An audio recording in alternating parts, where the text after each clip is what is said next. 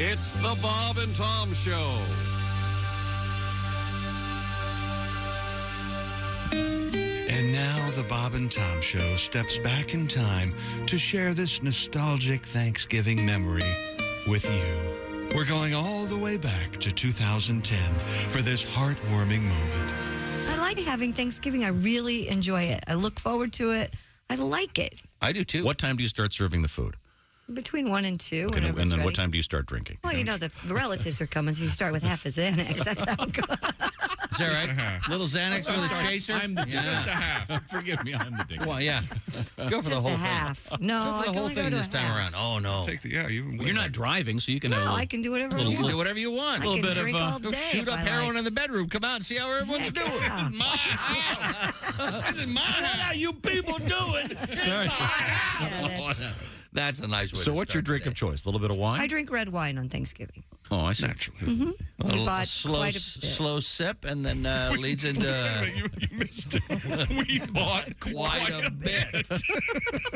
So apparently, you're supposed to drink as soon as the turkey goes in the oven, right? I love all my relatives as long as I'm infused with booze. And prescription drugs. Yeah. That's like the Pilgrims I'm did it. joking. Red wine. Well, good. No, we do have. I don't serve I'd be anything curious- but beer and wine. A couple Spanish wines this time. Really? I like. Okay. There's quite a variety.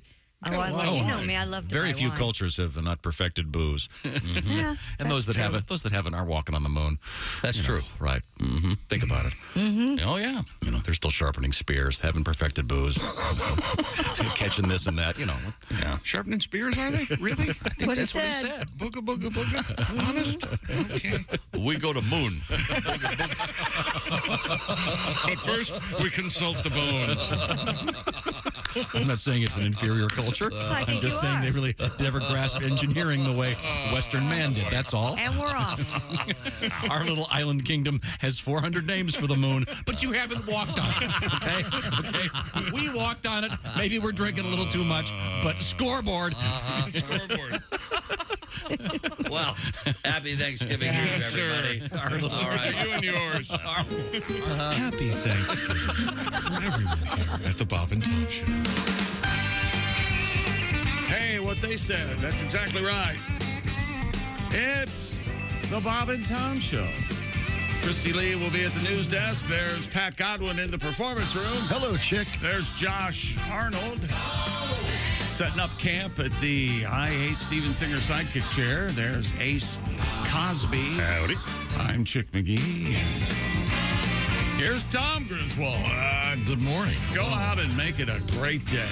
I got some good news out there. Oh, and if you're heading to work right now, thanks for the lift. Oh, I like it. Huh? All right. What do you think? Having a late 70s flashback. I'm here in the air chair, Tom. Really? Oh, yeah. Air The check. air chair. Well, wait, whoops, let's get this thing adjusted. Testing, check, hello. I want to congratulate Julie Hennig of Kearney, Nebraska. No, I'm waiting for it. I said Kearney. Go ahead. No, it is Carney. I know, but go ahead. Are you going to do your impression? I'm a Carney. No, I no. fix all the games. What are you talking about? Are you what do a want? Carney? This is the Jane King, Jackie Gleason, Art Carney. Art Carney. Oh. Jane Keene. Audrey Meadows. Or is it Audrey Meadows' sister? Which one? Jane Meadows? Jane Meadows, yeah. Jane Meadows? I can never remember. Were they twins?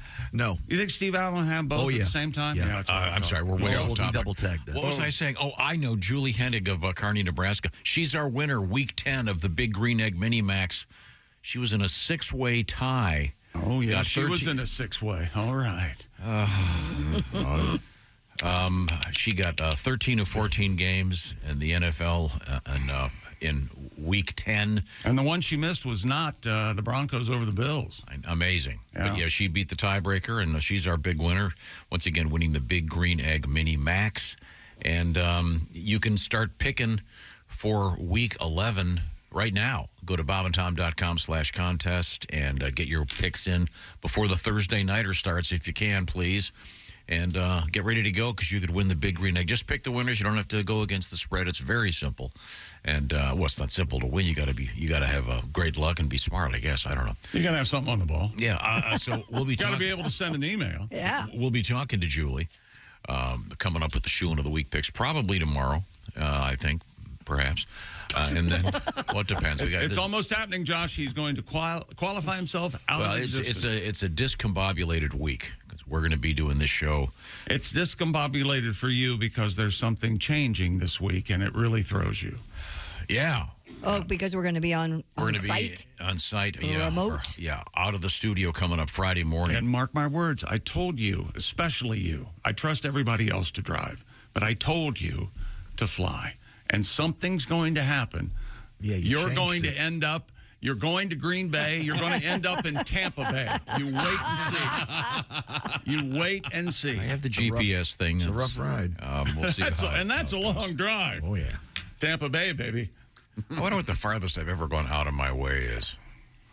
I've gone a couple hours out of my way before noticing I was in the wrong freeway. Oh. Can I guess why you went out of your way? I just wasn't paying attention. I just suddenly noticed that there was a major airport to my left. And I thought, that's funny. I've made this drive 50 times in my life, and I've never noticed that airport. Oh, oops. I thought you might be headed to a Starbucks or something.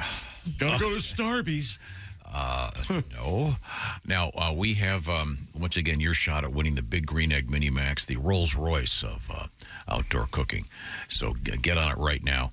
Now, coming up, we have a number of things in the world of sports. We have some cool world records. And do you want to give me a little bit of a teaser of what you got over there? Yeah, we got fights in the NBA. It's this heightened excitement. It's this won't go away, how it's capturing the imagination of the United States. Tournament time. Of the soccer playoff game, Group A, B's, and C's, and that's what's doing it. Yeah, they got the playoff format from soccer. Oh, yeah, but this is this NBA midseason. Yeah. I think it's a great idea. Well, we had a fight last night between Golden State and Minnesota. Good. It incentivizes the players. The latest college football playoff rankings are out. We'll talk about it. American League Manager of the Year has been named, and his name shall be Tim.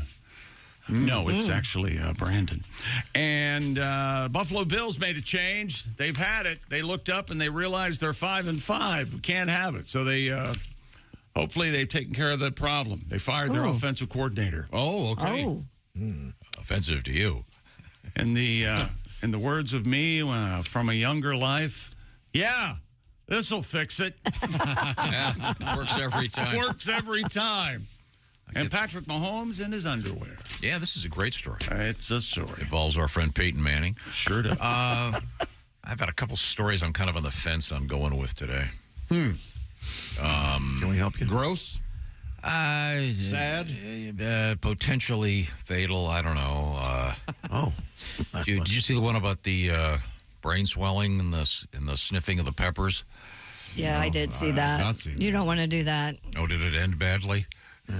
Well, I can't imagine. Never mind. Anytime there's brain swelling. Yeah, brain swelling. Yeah, it's not a good thing. Penis swelling. They got to drill into the old cranium often. Yeah. Oh, wow. Penis swelling is better. Yes. They got to cut your skull and let your brain swell, or you're okay. you got a problem. And apparently that feels like it's instant. Such a relief. Right.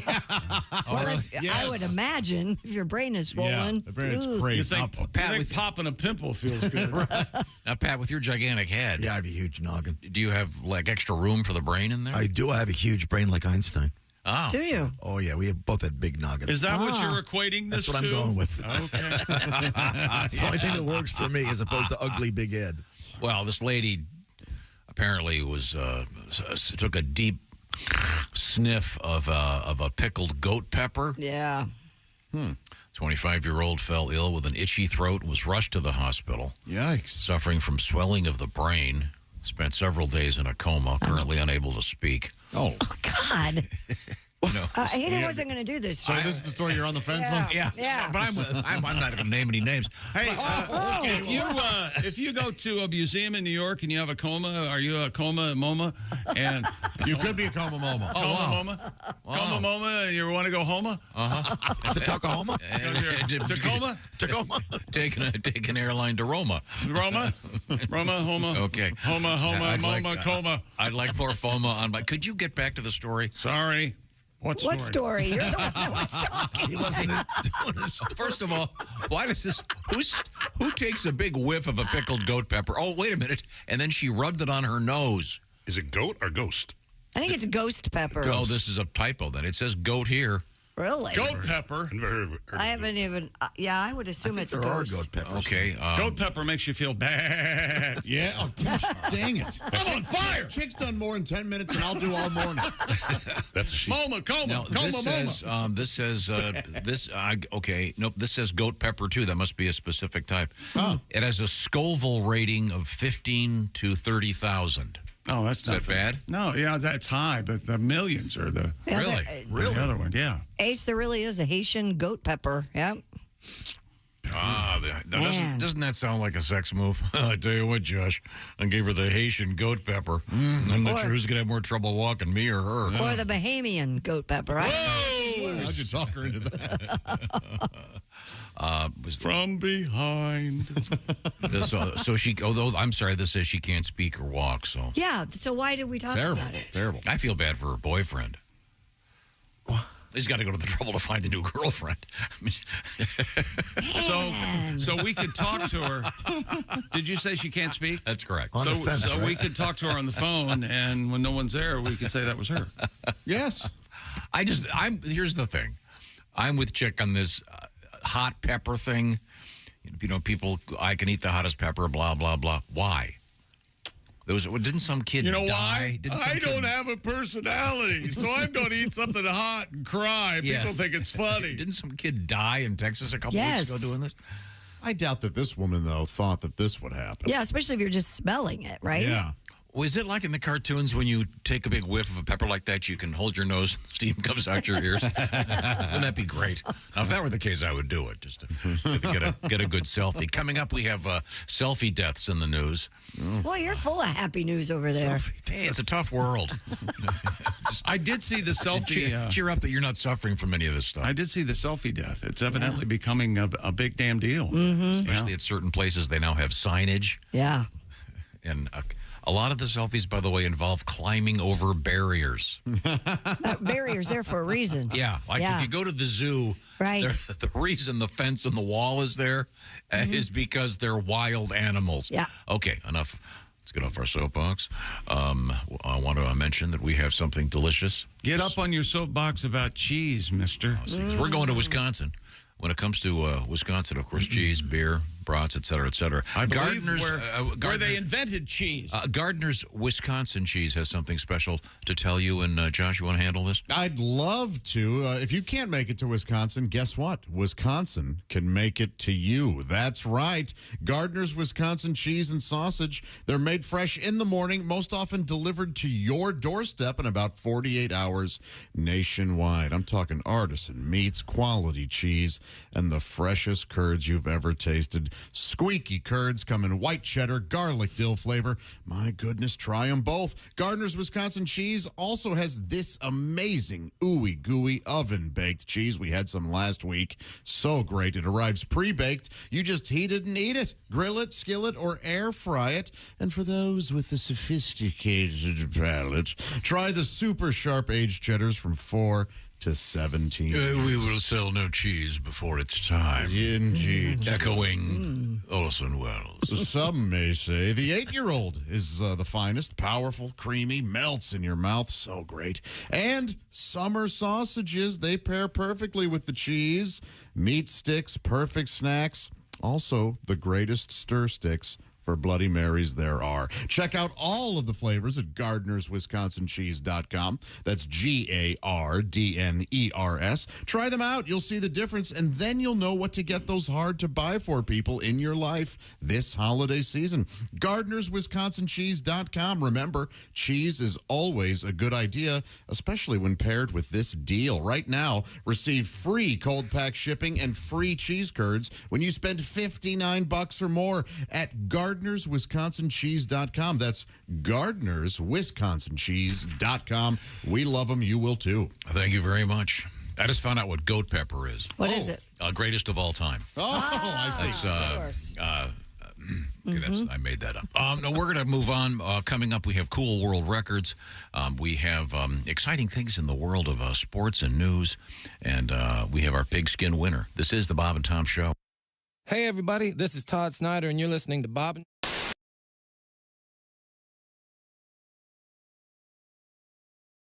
By the way, parents, if you have kids and you have the minivan, make sure there's at least 2 TV screens in the back of that minivan, because God forbid your child might be forced to use their imagination for 20 minutes on the way to elementary school in order to keep them busy. I say much better. Every single moment be spoon-fed by the video god that runs their life. Gee, I wonder where ADD comes from. I can't possibly imagine. I mean, we kept the boy entertained 24 hours a day his entire childhood in front of a television with a remote control and a game console. All of a sudden, he can't pay attention. Oh, great Zeus! Why have you done this to our child? Please send down some of your pharmaceuticals as which to cure the lad. Otherwise, we might be forced to spend time with him, and frankly, he's kind of an idiot. And while you're at it, send me something for my fibromyalgia and chronic fatigue syndrome and myriad of other ailments the medical community has convinced me that I have, because as an American, if I don't feel good 24 hours a day, well, there must be a pill I can pop into my face and change my brain chemistry to constantly feel better. Or maybe, and I'm just spitballing here, oh great one, maybe you're not supposed to feel good all the time. Maybe it's supposed to be a struggle to get out of bed every once in a while, and in doing that, it's how you become a better person. When you hurdle that part of your life, then you just create this incredible sense of entitlement, which is what I complain about the rest of the world having. Maybe this ADD thing is kind of overblown. Maybe it's supposed to be harder to read something than it is to watch it on TV, and we have these big, fat, drug-addicted kids that are basically embracing all the worst parts of Elvis Presley. We're not doing them any favors. Maybe, oh great one, the rest of the world isn't the problem. Maybe it's me. Yeah. By the way, that is entitled Parenting Advice from a Guy That's Never Had Kids. Hey, Josh Arnold here from the Bob and Tom Show. Do you know where squeaky, fresh cheese curds come from? Well, yeah, it comes from a cow's teeth. Everybody knows that. No, they come from Gardner's Wisconsin cheese. Well, yeah, but before that, it was in a cow's teeth. God, is that you bleeping me? This is why Gardner's Wisconsin cheese is different. Their cheese curds are made fresh in the morning and delivered to your doorstep in about 48 hours nationwide. The freshest curds outside the walls of the creamery, I say. Wow. We've got fresh curds, but we couldn't get them to you for about a month by buggy. You gotta try their oven-baked cheese. It arrives at your doorstep pre-baked. You just heat it and eat it. Grill it, skill it, air fry it. Oh, we're not allowed to have air fryers. We'd burn in hell for that.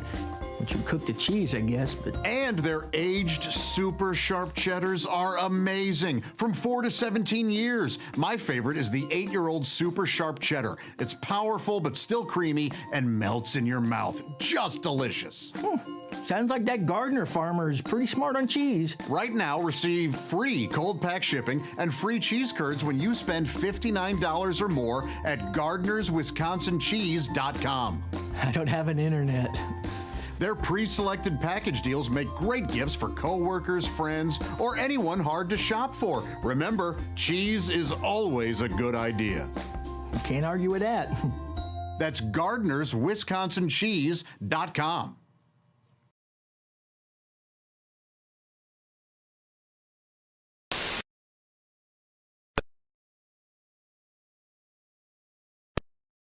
Outraged.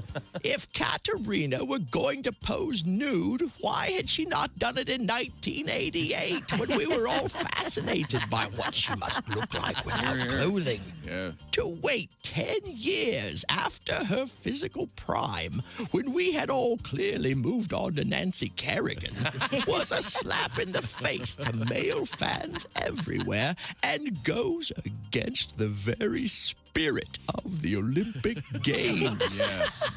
Hello, Michelle Kwan, are you listening? This has been another Bob and Tom Olympic moment in history. Hi, this is Bobcat Goldthwait. You're listening to Bob and Tom Radio. Nick Griffin's our guest. I'm glad that it... I'm glad everything's okay now. Yeah. Now, are you dating at all? Do you see anyone? Are you? No, I don't. I mean, I tried, they're doing that internet dating, which... Have you tried that? I have tried it, yeah. But I just don't see a future in it because there's no story if you do get married with your kids. I was checking the box score and then I double-clicked on your mom's head. Joining us in the studio, comedian Ed Yeager. Hi, guys. Hi, Ed. How are you? Good. Good to see you again. I'm glad football season's almost here. I love football. I do, too. I was in a hotel room, and I was watching a football game, and I opened the drawer, I pull out the Bible, I turned to John 3:16. Mm-hmm. And it actually says, "Sitteth thee in the end zone with a large sign." Morning laughter just might be the best medicine. I can hear you, oh no. You're talking out your ass again. Bob and Tom Radio, 24/7. Hey, welcome back to the Bob and Tom Show. We've got an email, Tom, all about me. Very excited. I can't.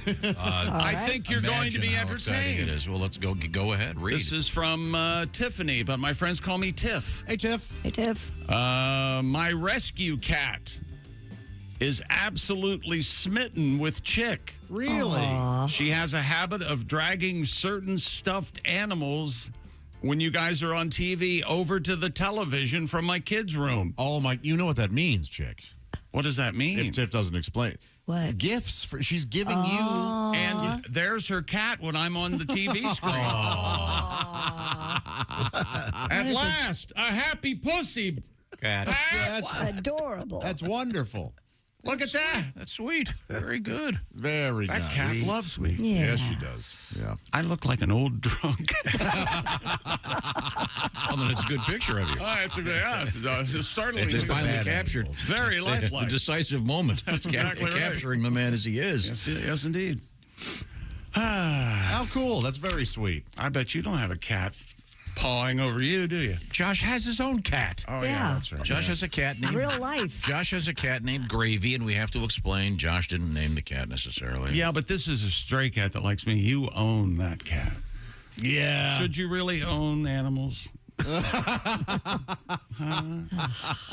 She owns me, I'll tell you that. Who saved you? We had the thing. Remember the story yesterday about the pet psychic? Yes. Yeah. People paying hundreds of dollars to have this so-called pet psychic tell them what their cats and dogs are thinking. Yeah. Yes, sir. Boy, that's something. That's a wonderful con.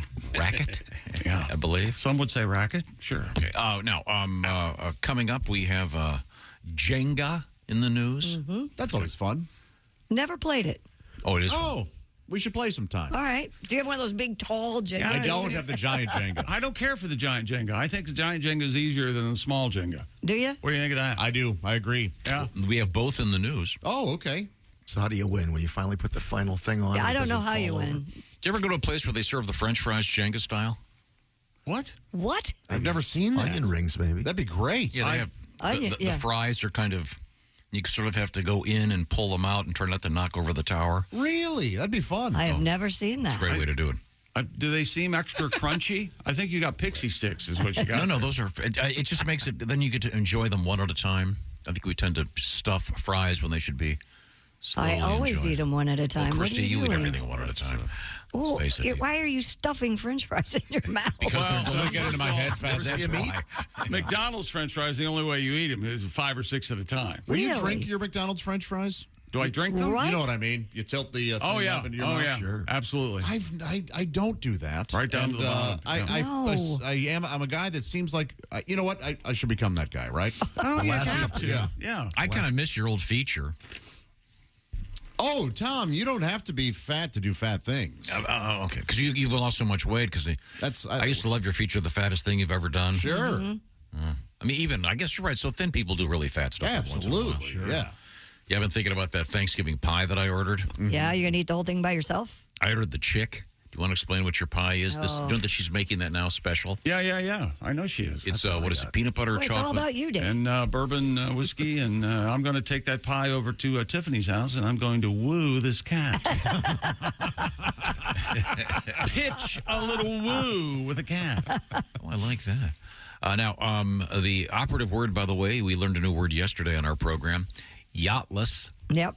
Oh, sure, you hear a lot about people who are without housing, homeless, very sad. It is. Our culture can't fix it, it would appear. It's very, very sad. But to be yachtless, which tragic. is pretty much everybody, but it's a term that I think is going to take hold. Far too many of us are and we have yachtless news coming up. Okay. But first, we dip our toes into the world of sports. Well, we're going to dip our toes into the world of sports by visiting Victor Wembanyama. He's the sensational rookie. He's 19 years old. He's 7'4", and he's still growing. He's got an 8-foot wingspan, and they say that he might end up being 8 feet tall. Oh, we'll just have to keep an eye on him. That could be my speculation. 8 feet tall. But Josh brilliantly a couple days ago came up with Victor's nickname, Vicky Wem Wem. That's right. And we had someone weigh in on email yesterday that said, you know what happens when Vicky Wem Wem goes into a hotel room with, it's Vicky Wem Wem goes Dicky Bang Bang. You remember that? Is it Dicky Bang Bang? Those wham bams. And Chitty Bang Bang. Dicky Bang Bang. Chitty Bang Bang. I thought it was Pat, you know what he said. It was supposed to be what? Wham bam, thank you, man. Wasn't a wham That bam? was one that we had as well. Wham bam with Vicky Wiki. Right. Don't ruin this tapestry of content. No, but you got it wrong. It was wham bam Vicky Dicky Wham. The email said Dicky Bam Bam. Oh my We did discuss both. Okay. Yes. How can you tell if a The other woman... was funnier. Chick, how can you tell if a woman what? How can you tell if a woman has been with Vicky Wem Wem? How? She has a hickey from him. From him. From him. I'm sorry. See, this is funnier. She has a hickey from him. From him. That's not as good as Dicky Bang Bang. Hickey. And you contend... I contend I'd like to hear another story. Well, I have another one. That's his contention. What are you going to do? I don't know. People remember the World's Fair in 1982 in Knoxville. You want to talk about that? Not particularly. What a good one. Yeah, you're right, because this lady, there's not really much to remember. But I've got a great letter. They had a German bar festival. Okay. You hear this over here? While Christy was Is that gone. your contention? While Christy was gone, we had that breaking news story about Led Zeppelin. Yes, worldwide the newswire, yes. And the cover of Led Zeppelin 4, they've discovered who the old man is with the sticks. Were a lot of people worrying about this? Yeah.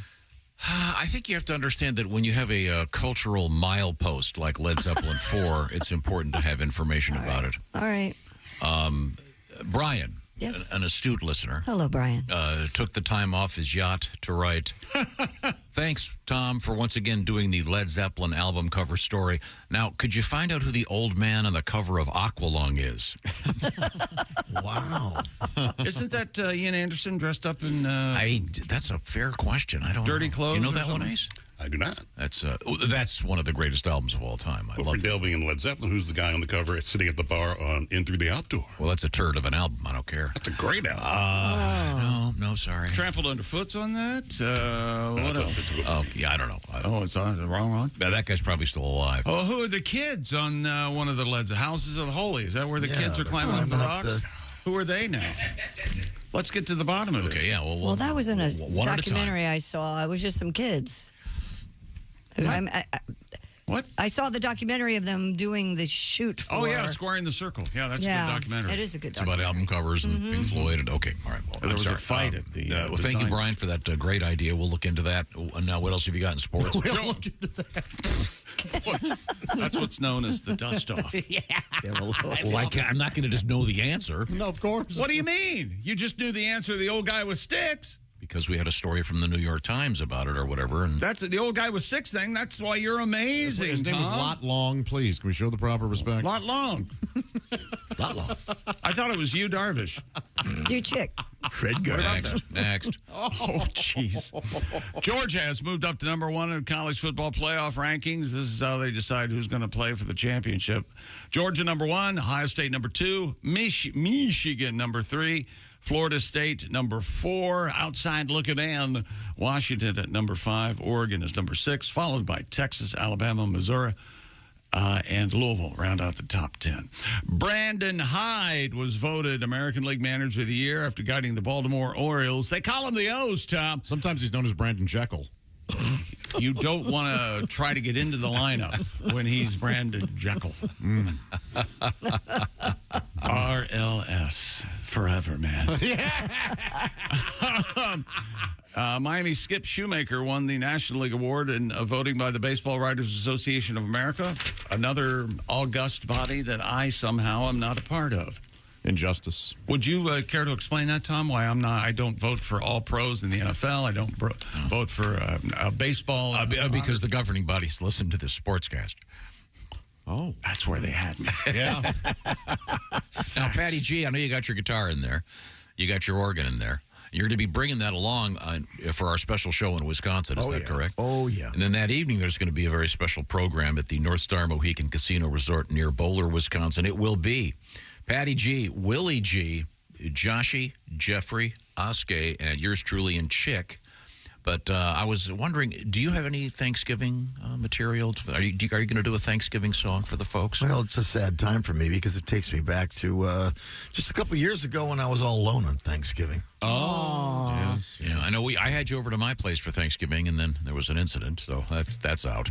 Yeah. Well, that was when Jimmy was 5. Yeah, well, Are you saying you can guarantee no lamps breaking now? I can't guarantee that. That's why I may be alone this Thanksgiving. But Josh, you know the only restaurant that they're back at it. You know the restaurant that was the only restaurant opened by Josh and I. Josh, you know the name of that restaurant? I do. Yes. That's where I went. Oh, okay. I'm all alone without my son this Thanksgiving. All the pain from my divorce I'll be reliving. But I won't spend the whole day moping. I'm going to Poncho's, the only restaurant open. I'm having dinner at a Mexican place, single dad Thanksgiving. I'll have margaritas and drunk text the ex. Enjoy your turkey. I'm talking about the new boyfriend. I'm eating Tex-Mex. Next week I go to court. My ex-esposa wants mucho support. I'm having dinner at a Mexican place, single dad Thanksgiving. So Pancho, give me a taco with all the trimmings. I'll shed a tear on my shredded beef and cheese and save room for churros this Thanksgiving. I'll have a tequila and make a turkey with my hand. It's just me and the mariachi band. It looks like I'm headed for trouble. The single dad is singing double. I'm having dinner at a Mexican place with salsa all over my face. I'm having dinner at a Mexican place, single malt Thanksgiving. Take an Uber home. Thank you very much. Thank you. You're not going to be alone this Thanksgiving. Oh, yeah. Are you? You don't know. It's me. Every day is a new journey. Never know, Tom. You know, I lucked out. I was told that due to schedules and the daughter visiting, we're going to have Thanksgiving on Wednesday, which works out because Thursday, it's a whole day of football. And I don't know how long I can last by myself at my house watching a full day of NFL football. I don't know what I'll do, Tom. How am I going to hold out? Oh, I see. Okay. Having food brought to me. And Josh, you do a non-Thanksgiving Thanksgiving. Is that correct? You guys do it on what, Saturday? Yeah, with my brothers, because they all go to their spouses. that's right. Will you do something for Thursday? Yeah, I'm going to make Thanksgiving at my house. Oh, there you go. Okay. Yeah. You forget. Josh and his family have it all figured out. We've taken the time to communicate and discuss when. And even Christmas, they open presents Christmas Eve. Coming I up, think it's we lovely, have, Josh. coming up, we do have another Thanksgiving food controversy. Yep. Oh. Which I agree with. Wouldn't be America without that. And then be sure to listen to every hack radio program that tells you how much more Thanksgiving's going to cost to get you good and depressed. Oh, let's get in on that. Yeah. Your turkey is going to be 9 cents more. Oh, jeez. Are we going to do the 12 Days of Christmas this year? No, another story that I hate. How much the 12 Days of Christmas cost, and it just shut up. Okay? You know what we should do? If you're watching a new show and they do that, just change the channel and never go back. It's a hack thing. And send me down to the post office for the 12 Days of Christmas. The post office for the tax day hack, that's becoming kind of less of a thing. Yeah, people don't do that anymore. File electronically. And you could send Josh to the salt barn for how much Thanksgiving turkeys are. How's that? What? Yeah. Well, because none of them, they're all It doesn't make stupid. sense. He's being silly, Tom. I'm being Salt silly. barn. Why do they have salt barns? You know they do that before the big snow. Before the big snow, they go to the salt barn. You know, just like there's a shortage of coffins. You remember that story. Yeah. Next. Hello, Fresh. Coming up, we have underwear in the news. Ace, stand by. Not just any underwear. Important underwear in the news. And a good luck underwear, actually, in the news. Oh. Also, we have Taylor Swift news. Once again, believe it or not, we now live in Taylor Nation. God. Yep, Taylor Swift and Travis Kelce. They're not dating. Thank you. They'll be married by May. Thank you. Wait. What a hill to die on. Yes. Bizarre states. It is. It's bizarre. It doesn't make any sense. I love it. Even on Daily Blast, Al said yesterday about that's kind of weird. Al said what? Something about Taylor. You can ask him tomorrow. Okay. Okay. I have a question. I know Ace doesn't take drugs, but maybe he should start. What do you think? Can you imagine Ace stoned? No. Even more confusing when he speaks. Far out, man. I want to congratulate Julie Hennig of Kearney, Nebraska. Kearney. What?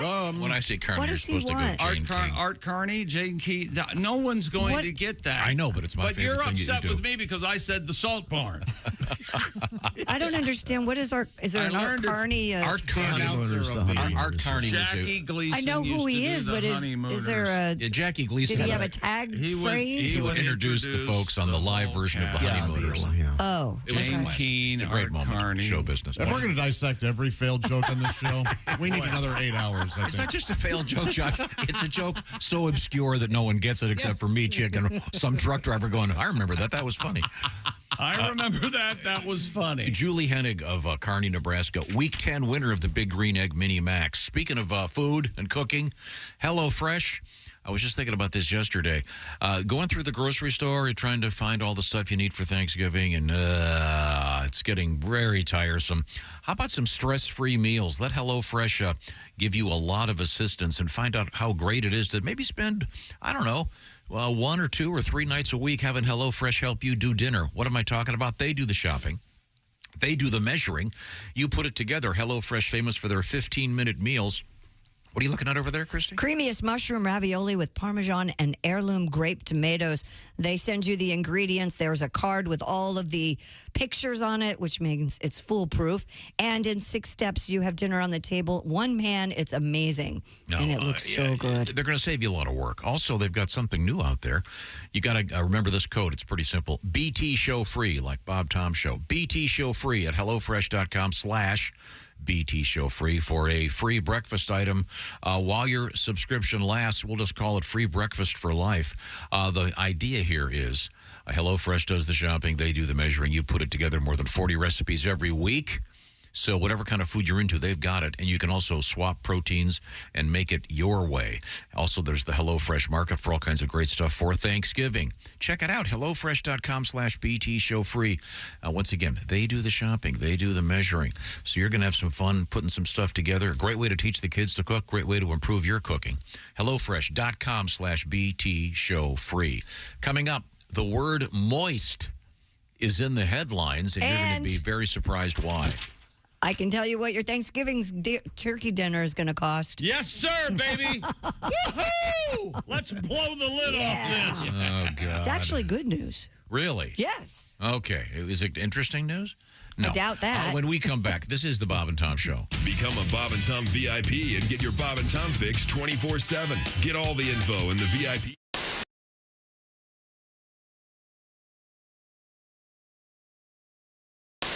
And if the Belgians don't like it, the fries of today are fundamentally Parisian, according to food historian Pierre Leclerc, who said in an interview with the paper, which was published on International Belgian Friday, as if to add flame to the oil.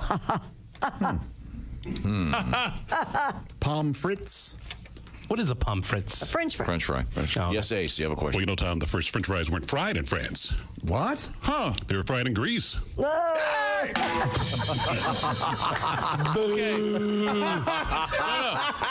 In Ace's defense, he's done that before, and none of you remembered it. No, I remember it. No, I don't. At least finally it made sense. There's a fair amount of acting on air sometimes, chick. Words have different What's a duck fried in? What's a duck fried in? Turkey. What? Turducken. That isn't even a joke. He may be having a stroke. It's as bad as that crap over there. That isn't even a joke. Wait a minute. No, What does a duck fight in? No, it's a duck fried in. Oh, what is a He's duck fried in turkey. Yeah, turducken. They put that. Jeff, there's nothing there, man. There's not a joke there. You know what? There's the country turkey. That is not a joke in any language. Look, we need to. Can we box this up? I am a professional comedian. Let's send this to the Comedy Institute and see what they say. Hey, Tom, do Jeff a favor and don't tell the people where he's performing this weekend. Abide by their decision. I've burned through all my A material in here, all right? Already? You just got here 25 minutes ago. Oh, I got to write some new stuff. I do like porn, but I'm going to ask you guys a favor. We get a lot of emails sent to the show. You can stop sending me porn clips, okay? Thanks, but no thanks. I appreciate it, but I'll be honest, I want to find my own porn, okay? T-Rex doesn't want to be fed. T-Rex wants to hunt. That's...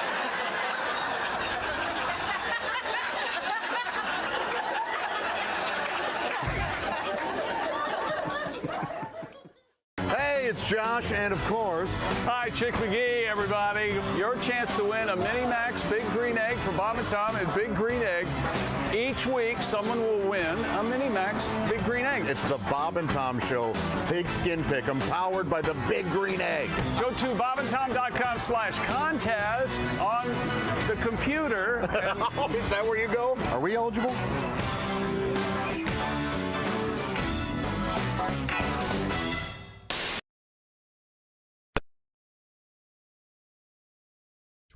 When he was struck by an opponent's skate blade. Police did not name the suspect or provide his age. He is in police custody. The player whose skate cut Johnson's neck, Matt Petgrave, 31, who plays for Sheffield. Johnson was a Minnesota native who had a brief NHL career with the Pittsburgh Penguins. And that's a look at the things you may have missed. More of the Bob and Tom Show coming up. Think you know your pro football and want to put your knowledge to the test? Then play Pigskin Pick'em every week at bobandtom.com. This is your chance to win a Mini Max Big Green Egg. Just pick the winners of this week's pro football games and you could win a Mini Max Big Green Egg. Head to bobandtom.com/contest and play Pigskin Pick'em with the Bob and Tom Show. Hey, don't say we didn't warn you. I'm warning you, don't do that. There's laughter ahead. I should be having a better time if this is a part. This is Bob and Tom Radio. The next time you're traveling, don't forget about the historical and beautiful state of Illinois. Catch a Cubs game at Wrigley Field in Chicago. Hit a riverboat casino in Peoria. And make sure you visit the charming community of Effingham, Illinois, where Interstate 70 meets the Little Wabash River. And whenever you're in Effingham, visit the Effing House Family Restaurant. Founded in 1854 by the corpulent railroad magnate, Colonel Harry S. Effing, the Effing House Family Restaurant is one of America's oldest and finest dining establishments. Start your day with the delicious effing country breakfast featuring an effing omelet with toast, grits, and a big effing beverage of your choice. Or try our BED, the Big Effing Deal. Once again this week, it's effing ham and eggs. For lunch, try the huge effing burger, and fried in a rich butter sauce mixed with big effing egg yolks. We call it the effing heart attack. It's an effing experience you'll never forget. And what about dinner? Juicy effing steaks with fresh effing veggies and a creme brulee that's effing out of this effing world. Or go effing nuts with a hot fudge sundae. How would you rate the Effing House Family Restaurant? It was the best effing experience of my life. Rate this place? Well, I wouldn't give it a B. I wouldn't even give it a C because it's effing A. In Effingham, Illinois, it's the Effing House Family Restaurant. You'll have an effing good time. Hi, this is comedian Tim Cavanaugh, and you're listening to Bob and Tom Radio. Comedian David Crow is here with us. I think the most intense culture in the world's got to be the Japanese. I read that they won't play Trivial Pursuit in Japan. They won't? No. I think these guys are afraid of their wives. In Japan? Well, probably. Yeah. I know the Japanese ladies are very meek and polite in public, but you know that pent-up frustration's got to come out somewhere. And I think it's at home. They get home just, I can't believe you don't know who plays Alice on the Brady Bunch. Everybody know Ann B. Davis play Alice. Mr. Yoshikaro knew, Mr. Arakawa know. You don't know. Aunt Jemima, she the swamp lady. She don't clean for Mike and Carol. I shall bind your feet for 2 days. I mean, how do you think sushi got invented? Screw you, cook for yourself. Like, you can't get a regular cheeseburger in L.A. Like, if you get a cheeseburger at a restaurant in L.A., it's always a burger that was happily raised by the owner's barber, Jeff, spelled Geof. Of course, yeah. I just want a cheeseburger. I want a burger made from a cow that was born and raised to be a burger. All right? I don't want a burger with dreams or hope. I want a burger that knew the deal. And I want a cheese that is 40% plastic. All right? I want a cheese that when I poop it out, I poop out a keychain. Bob and Tom could be a winner. Hey, welcome back to the Bob and Tom Show. We have Tom Brady making news this morning. We'll have that in sports coming up because we have to. Tom loves Tom Brady. I think he should run for president. Isn't that Not what at you all. said? Haven't you said that? Haven't you made that official? Never. Haven't you? He has a bet. You know, the Ohio State-Michigan game's coming up here Thanksgiving weekend. And C.J. Stroud, the quarterback for the Texans right now, used to be the Ohio State quarterback. And Tom Brady used to be Michigan's quarterback. So those two have gotten together and have a bet. And the bet is that if Ohio State wins, Tom Brady's going to give C.J. Stroud one of his Super Bowl rings. What? If Ohio State wins, you get one of my Super Bowl rings. And if Michigan beats Ohio State, then you got to give me all your youth, your agility, your time in the 40, and all your future years in the NFL. See what he's doing. Not funny. No, not at Well, all. that's a waste of newspaper. glad it's primarily digital. I thought you'd enjoy this because Tom Brady's mentioned. No? Not particularly. It's dumb.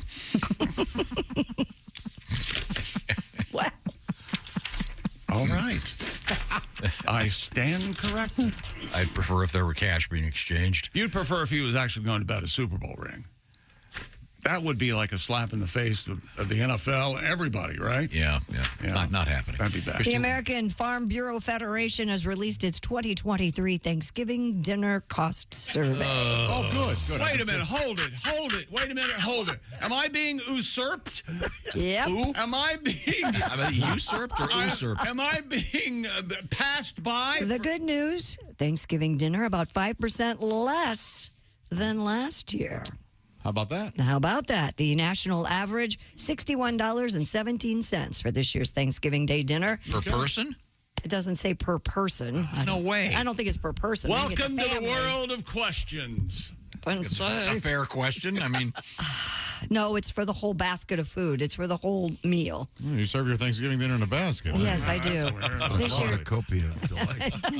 thank you, Beth. I have a question for you, Josh, because I know you'll be truthful and answer me. Yes, sir. Have you ever shoplifted anything for Thanksgiving? For Thanksgiving? Yes. No. Thanksgiving. Have you? No. What was it? No. What'd you steal? A turkey breast? What do you got? Some turkey and some rolls and things like that. What? There was a lean time for Thanksgiving when I had to go get Thanksgiving dinner. And you stole a turkey? Partially. Yeah. Maybe Where'd you put it? Your trousers? Jacket? I just walked out, man. Huh. Next. This year, the turkey prices are down almost 6% compared to last year, which is part of the reason that there's a glut of turkeys, apparently. What kind of rolls did you steal? I'm always fascinated by what people... what rolls they like to have at Thanksgiving. The Pillsbury French loaf where you bang it on the thing. Oh, that is good. Do you like the regular dinner rolls that come in that you have to tear apart? The brown and serve? Yes. I like the brown and serve for Thanksgiving. I do too. Right? Yes, I do. Traditional. I like the ones that you whack on the side of the counter and the French loaf. Yeah, and it's got that they kind of ooze out the sides. Like a fat woman's foot. Yeah. Oh yeah. I was gonna. Well, yes, I'm not going to expand on that. I would have gone maybe with ass, but making biscuits. Yeah, those are delicious. Remember the jokes Al Bundy would make when he was trying to shove a fat woman's foot into a shoe? He did work at the shoe store. Every episode, it was something amazing. Like, well, these should help when you're pulling the ice wagon. Be kind. He was never kind. I know. That Bundy was something else, wasn't he? Man, oh man. Back to sports? Sure. Is it okay? Sure, try it. Buffalo Bills have fired offensive coordinator Ken Dorsey with the Josh Allen-led attack stagnating over a 6-week stretch. Some might say stench. And the 3-time defending AFC East champion Bills falling further out of the playoff picture. The move came a day after that 24-22 loss to the Broncos. Allen committed 3 of Buffalo's 4 turnovers, and the offense held under 26 points for a 6th straight game to match the longest stretch since Josh Allen's rookie season in 2018. Second-year quarterback Joe Brady takes over as interim offensive coordinator. Okay. Speaking of quarterbacks, specifically in the AFC, Kansas City Chiefs quarterback Patrick Mahomes, my man, he says that he has worn the same pair of red underwear on game days across his whole professional football career. Wow. Whoa. Mahomes confirmed the rumor in an appearance on ESPN's Manning cast. Yeah, I wear the same underwear every game. Yeah. With Peyton and Eli. That's pretty good Patrick Mahomes. yeah. Oh, nice. That's him. He always looks like his helmet is at a jaunty angle. Have you ever noticed like it's not like it's like tilted forward. Yeah, it does seem like the guy in the Ohio Players that had the afro that tilted. Remember that guy? And he has somewhat. This is 2023. We can speak plainly. Yes. He has somewhat of a feminine walk. He does. He just kind of minces around the field. It's like a little kid. He's always. Why are you making He always fun seems of him? very happy. He really does seem very happy. Yeah. And what does that do for me? It pisses you off. Yes. Could we get back to the essence of the story? He's wearing the same underwear. When asked about it, Mahomes responded, "First, my wife Brittany got them for me, so I'm not throwing y'all down, but I have to wear them," he says. I wonder what throwing y'all down means. I don't know. Not making up the story. Oh, wow. Thank you. Boy, you have been learning from Al Jackson. Write that down and make sure with Al. Not that I don't trust you. At the same time, he continued, I threw them on that first season. We had a pretty good season that season. He added, I only wear them for game day, though, so they're not too worn down. They're not like these nasty underwear. Evidently, he's wearing nasty underwear when he was on the Manning cast. Wow. I do clean them. Mahomes did admit that he only washes the underpants when the team loses. Oh. Yeah, you can't. Whoa. If you win, you can't wash the win out, man. I guess You got to wash the loss out.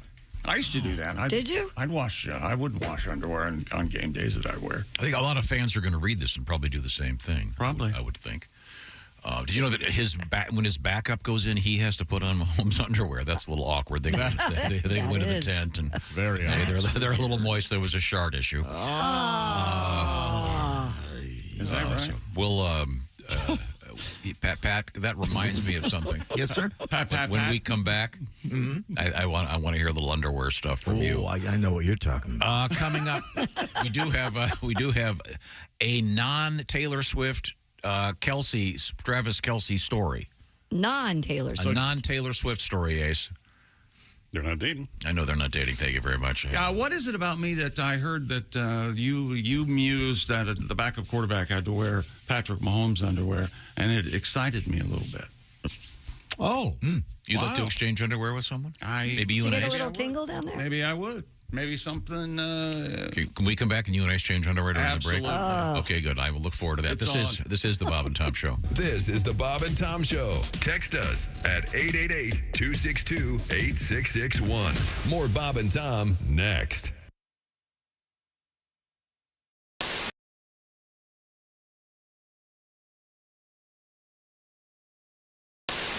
I think we're gonna take it down a notch and play something romantic. Oh, all right.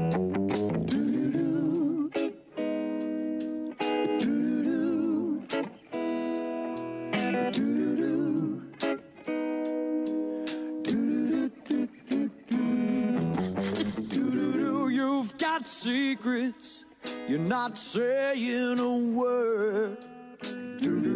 I can't describe just how much that hurts. I thought our love was honest and true. You're guilty, baby, and your silence is proof.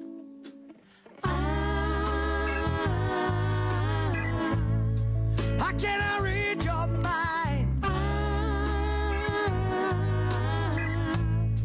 Have we been living a lie? It's not up to me this time. I'm leaving it up to you, baby. Leaving it up to you, girl. I'm leaving it up to you, baby. Don't you tear apart my world. I'm leaving it up to you, baby. I'm leaving it up to you, girl. Well, I just can't believe that you're deceiving me. It's a slow dance for Java and Christy Lee, ladies and gentlemen. This is not a lady's choice, obviously. You come home looking like you've been caught in the rain, smelling like cologne, and it ain't rained for days. High karate. Time after time, I say this can't get much worse. No, no, no. You've got cheating in your eyes, girl, and your drawers in your purse. Oh. I can't read your mind.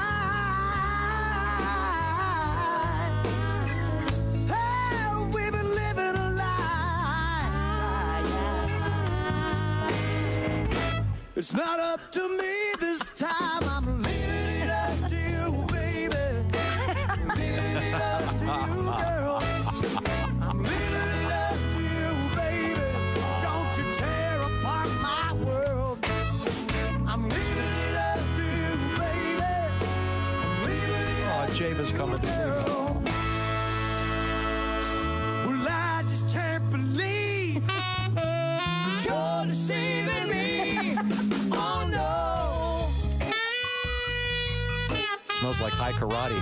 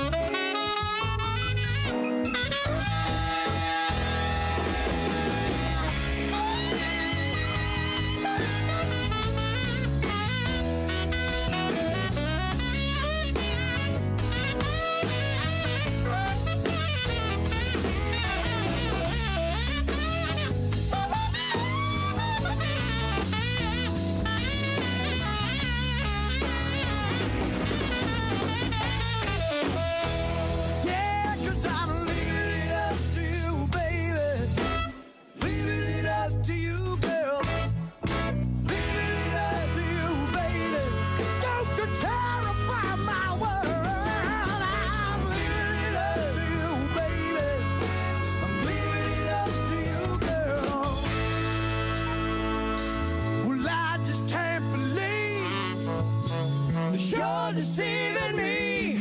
Oh no.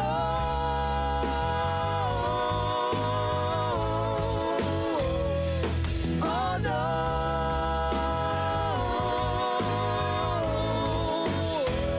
Yeah. Oh no. Got something on the side, something on the side, something on the side. Oh no. Don't hurt me, mama, don't hurt me, mama, no, no, no.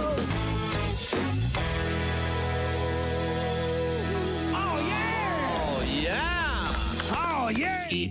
Frontier Doctor. Yeah, good morning. Well, I never will forget it. Susie Suzuki had to get married at a very young age. Yeah. She was impregnated by her husband, Hyaston. She never really liked Hyaston, but they had 12 children. You know, Hyaston up and died, and Susie remarried. Uh-huh. I'll tell you, it was really something because she married her true love, Sam Samurai. Oh, touching. Yep. With Sam, she had 12 more children. Wow. Well, finally, after many years, Susie died. I wonder why. I'll never forget it. I was standing right next to her at the funeral home, well, next to her body. Mm-hmm. Two little old ladies were staring down at Susie with tears in their eyes, and the first little old lady said, well, they're finally together. The second little old lady said, who, Susie and her first husband, or Susie and Sam Samurai? No, neither. Her legs. Hi, this is comedian Sean Morey, and you're listening to Bob and Tom Radio. A thought from Paul Gilmartin. Down the elevator shaft they plunged, hurtling towards their death, their faces drawn by Edvard Munch. They smelled the devil's breath.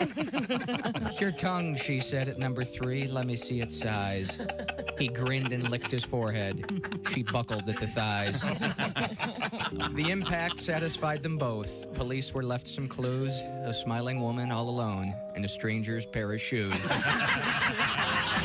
This is Bob and Tom 24/7.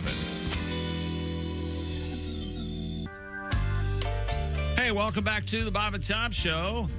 Pat Godwin in the performance room. Hello, Chick. There's Josh Arnold at the I Hate Steven Singer sidekick chair. Thank you, Chick. Steven Singer Jewelers makes it easy to buy real, natural, earthborn diamond jewelry for someone you love. No phony sales ever. Just one perfect price every day. Visit IHateStevenSinger.com for more details. Maybe that engagement ring inside the turkey. Yep. There's Christy Lee at the news desk. Hello, Chick. There's Ace Cosby. Hey. I'm Chick McGee, and here's Tom Griswold. Talking about a new idea today, getting Ace high for one of the shows. Yeah. Ace, you've never been stoned, you've never been a marijuana person. I never smoked the, well, I did one time. Oh, you did one time? Yeah. You smoked what? Marijuana? Yeah. How'd that go? I was wobbling a little bit. Okay. Wobbling. Wobbling. Never heard that. No, that's your joke. Wibbly wobbly? Yeah, wibbly wobbly. Yeah. Wobbling down the hallway in the Holiday Inn in Cincinnati. Was it a when in Rome situation? Were you with a band that had it? And, yeah. What about liquor? What about a dark rum? He doesn't Anything like that? The 90s were Jaeger heavy.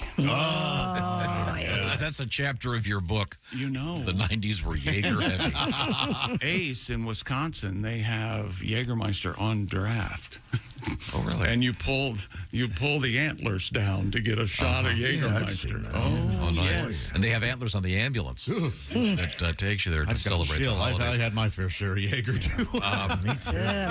Right now, I have not had mine yet. Oh, the NFL player in question is Mr. Patrick Mahomes, very fine player, and he was recently on the so-called Manning cast with Peyton and Eli, and he mentioned that he wears the same pair of red underpants on game day. Huh. And he only washes them if they lose.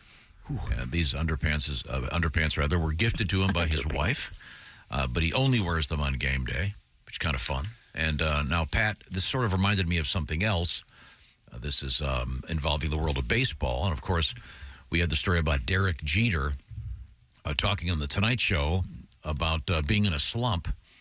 And he said he wore a thong underneath his uniform, a gold thong. Right. And they checked it. The Tonight Show staff checked it. And in fact, Mr. Jeter was 0 for 32 before hitting a home run on April 29th of 2004. And that was the day he donned the gold thong. Now, this is a different kind of underwear, but I thought perhaps you could take these two stories, mash them up, and what have you got? Here we go. Just a slump-busting gold thong got Jeter out of a losing streak. Oh, you know it did. Oh, it did. Mahomes' wife got him red underwear that go unwashed for weeks and weeks when they're on a winning streak. Their teammates swear that it works. It'll keep them out of that rut. Jeter hit home runs with that gold thong up his butt. Come on now.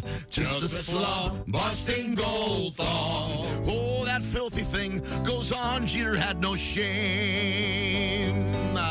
Pat Mahomes wears dirty red ones. Oh, hose him down, set him to the Hall of Fame. Yeah, we'll mash up there. Well, thank you very much, Pat. Unwashed underwear. Winning streak, indeed. Yeah. Well, yeah, I think actually, I'm trying to think what game it was that unfortunate streak in his underpants. Probably was it the Denver game? That they got beat pretty bad. I've evidently outgrown the streaks, I guess, or you get to a place where you never never happens anymore. Yeah, no, those aren't a thing. That's like a little kid thing, right? You have streaks in your underwear. I was talking about winning games. Me too. What do you, yeah, okay. Yeah, I think it's just when you just don't wipe kid, well. you don't wipe as well as you should. Yeah, I think so. And make the sun tea you make out of your underwear a little bit less tangy. Well, what's the old joke? I need a blood sample. I need a blood sample, a sperm sample, a stool sample, and a urine and a stool sample. And you throw the guy your underwear. There you go. Here you go. Yeah, take it classic. Easy. Take it all. Well told. This is, I have a problem with this, and I'll tell you why after I relate the story to you. Travis Kelce is joining his brother Jason on a musical collection called A Philly Special Christmas Album. Why am I upset about this? Why are you upset about this? Because Travis doesn't play for the Eagles. He plays for the Chiefs. That's certainly upsetting. He's a guest vocalist. That's this should be. Is he going to let the Eagles be?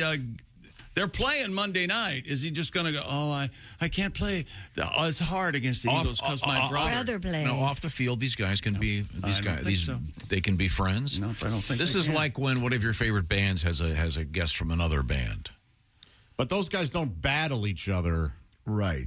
I'm with you, Chick. Thank you. I mean, it's obvious why they want Kelce to be a part of this, but time was when they didn't get along and now you can't turn on a game without them trading jerseys at the end of the game and autograph this for me. Really? Why are you guys so against people being nice to each other? Shut up. Because it's attention war. they're getting. Thank you, Tom. Yeah, shut up. Philadelphia Eagles players Jason Kelce, Jordan Mailata, who always has a little spilkus. That his underwear's streaked. And Lane Johnson, a professional bowler, have been launching the slow rollout of their second album. This week, a new single from the album. We have to hear this, Tom, and from Jason and his brother Travis will be released. They also posted a retro claymation music clip featuring the Kelce brothers singing together. All right. I wonder how their pipes are. I can't imagine. Next thing you know, he'll be on a Taylor Swift album. Oh. I don't think Or on so. Taylor Swift. I don't think so because They're not dating. there you go. This is kind of fun. I mean, come on. A little Christmassy stuff. You think? Are there any eagles in that song? The 12 Days of Christmas? What is it? Geese, French hens, a lot of birds. swans are swimming, turtle doves. There are no eagles, yeah. French hens, no eagles? Turtle No. doves, yeah, no. One golden eagle. Yeah, right at the end. Okay. Wow. Well, this will be fun. I wonder if a lot of Taylor Swift fans are not going to buy this for their collection. See, that's the thing. You put his name on it. I mean me, by the way. Oh, yeah, you're going to have to buy it. Yeah, you might want to arrange that now. Hey, Hey, you know we had an F1 race on Austin a couple months ago, right? Yep. Remember that? Well, now we got another one coming up, and some brothel workers in Las Vegas are offering Formula One drivers free sex. Sex? Ahead of the Las Vegas Grand Prix. I don't think these guys really need it. The famous Chicken Ranch brothel workers, Addison Gray and Alice Little, who's not, are reportedly comping their services in honor of the race taking place in the city for the first time since 1982. We have a gentleman here. Sir, what would you like to see more of in Formula Racing? I want more sex. Well, I think we've got it, yeah. The licensed sex workers, which evidently somewhat legal in this part of Nevada, are offering a special one-on-one session at no charge for all drivers. Would you like to F1? No, you can't. This is ridiculous. Let's see. Alice Little said, any driver that wants to get their hearts racing and celebrate the F1 with me and my friend Addison will be treated to 100% complimentary coitus. Wow. And she used the word coitus. Did she really? The women are also giving a 50% off deal for anyone flocking to the desert for the festivities. When is that race? Half off. This weekend. What's the movie? What's the Ron Howard movie about racing? Cocoon.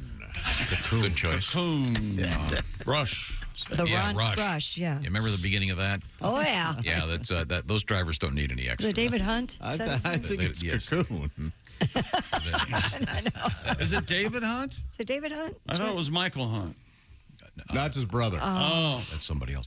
I thought it was Helen Hunt. She's in charge of Lost and Found. Coming up in sports. What was it, David Hunt? What was his name? We got world records, including a world. It's finally time. We finally hit on a topic for a world record. Crocheting. Oh, thank goodness. Stay right there. Oh, that's the hook. Yeah. Oh! And it's James Hunt. I apologize. Thank you for apologizing. Michael Hunt. It's quiz time.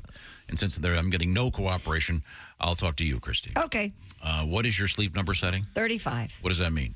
It means that I like my mattress a little bit on the soft side, if you will. But let's just say you had a change of heart and you wanted to have a really firm mattress. What would you do? I hit a button and it goes bzzzt, and it raises up to, let's say, 100, which is... like a Chick McGee.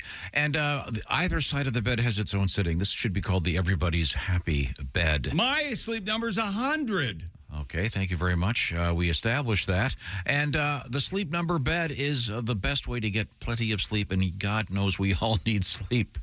It's super important for your health and for your well-being, both your mental health and your physical health. You got to get a lot of sleep, okay? And this is where the sleep number bed comes in. Everybody's going to be sleeping on the best firmness level that they need. There's more than that. The sleep number people have perfected adjustable firmness. There's a lot of other things that they have done. You only find out what those are by going to the Sleep Number store. So choose a Sleep Number smart bed. Why? Well, you can then sleep at your ideal firmness, of course, your ideal comfort level, and the ideal support that you need. The Sleep Number smart beds actually will help you determine what is the best way for you to be sleeping. They've all got they got things for all kinds of little tricks to them that are going to help you out. The Sleep Number beds last longer than traditional mattresses. I want to say I've had mine, 17 or 18 years. I love my Sleep Number bed, and it's in great shape still. Now, coming up, it's the Sleep Number Black Friday sale. Starting early, save a staggering 50% on the Sleep Number limited edition smart bed for a limited time. Also, some special financing stuff available. Find out all the details on that at the Sleep Number store. sleepnumber.com/BT show. That'd be a great gift. Check it out, sleepnumber.com/BT show. Coming up, we'll announce once again our winner for week 10 in our little competition. Go to bobandtom.com/contest to get in on the action this week to win the Big Green Egg Mini Max. Do it right now. Also, we have the word moist is somewhat controversial, and you're not going to believe why it's in the news. This is the Bob and Tom Show.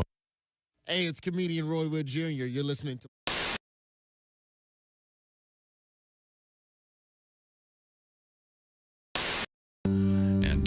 And Duke, I understand you've got a very special surprise for us. You could say that. All right. Just did. Are you ready for it? Yeah. This could be complete chaos. Okay, that's what we like around here. The bird of America has always been the bald eagle. But there's another feathered unsung hero too. Generation after generation giving up for the common good. Listen to the story, let the truth be understood. Oh, eat me! I'm a turkey. My heart, I'm red, white, and blue.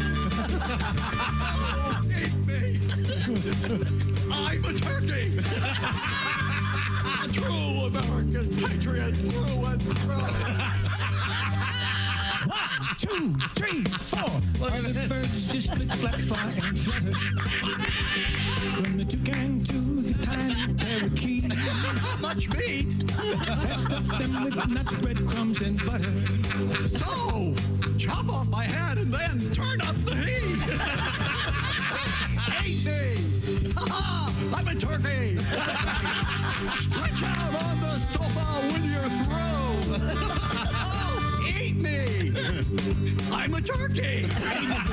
Next day, I'll be a tasty sandwich, too. Now, turkeys have their splinter factions. Dissident birds, unwilling to serve. Foul, pinko, sissy, wimpy turkeys. That's right. But the major portion of these semi-flightless birds say, oh, eat me! Eat me! I'm a turkey! Yeah, piglets and parrots wouldn't be the same. Oh, eat me! I'm a turkey! Yeah, gobble me up before the football game! Oh, boy! Hattie, Gert, and Uncle Hank! Get that wishbone and give it a yank! Let's take this opportunity to thank! Who else but me? A turkey! That's right! Eat me like the Pilgrims used to do! Oh, eat me! I'm a turkey! If I had a musket, I'd be eating you! I regret that I have but one carcass to give for my country. Oh, no. One good-looking turkey there, but we're going to stuff this son of a bitch with me right in this pig. He's really good, I'm telling you right now. Turkey penis. The turkey's being walked off the camera. We have set up the guillotine. Oh, my Lord, look at that. What was the budget for this? Holy hell. Today, I consider myself the luckiest bird. This thing's not going to kill me this way. On the face of the earth. Oh, boy.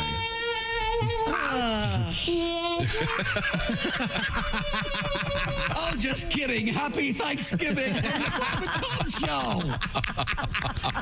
Thank you very much. Thank you. Bravo. Wow. How'd you like your surprise, everybody? Loved it. I loved it. He's got moves. I had no idea he could dance like that turkey. It was like watching a late night movie. You know, they've got the production values are a little less than you're expecting. Yes. Just Finally done it. That was a surprise. Yes, that was. Thank you very much. That was a delight. Duke, nice work. Nice arrangement of a classic Duke Tomato song.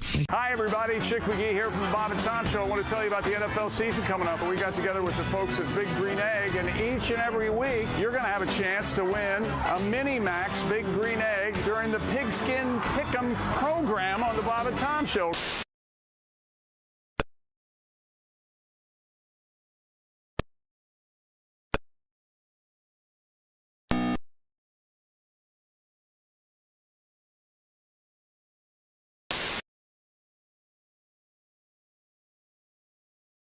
The nerve gas bomb.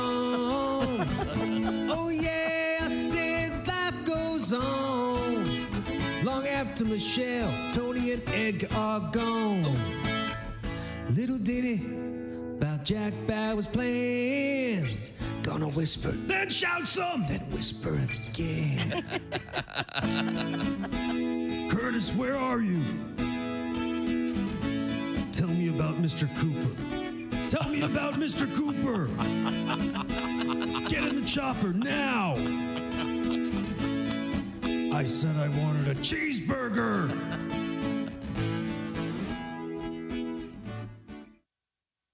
Good morning, sunshine. Bob and Tom Radio.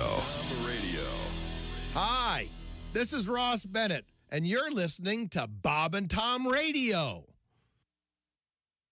Hey, welcome back to the Bob and Tom Show.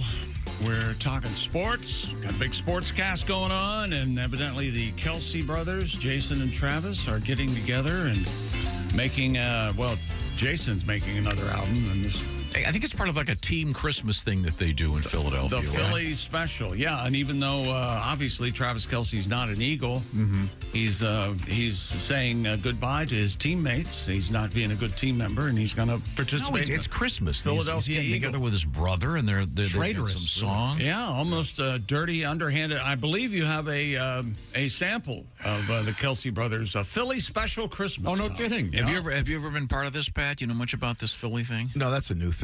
Yeah, the team. Okay, well, this is the Kelsey brothers. I thought you told me you wrote it.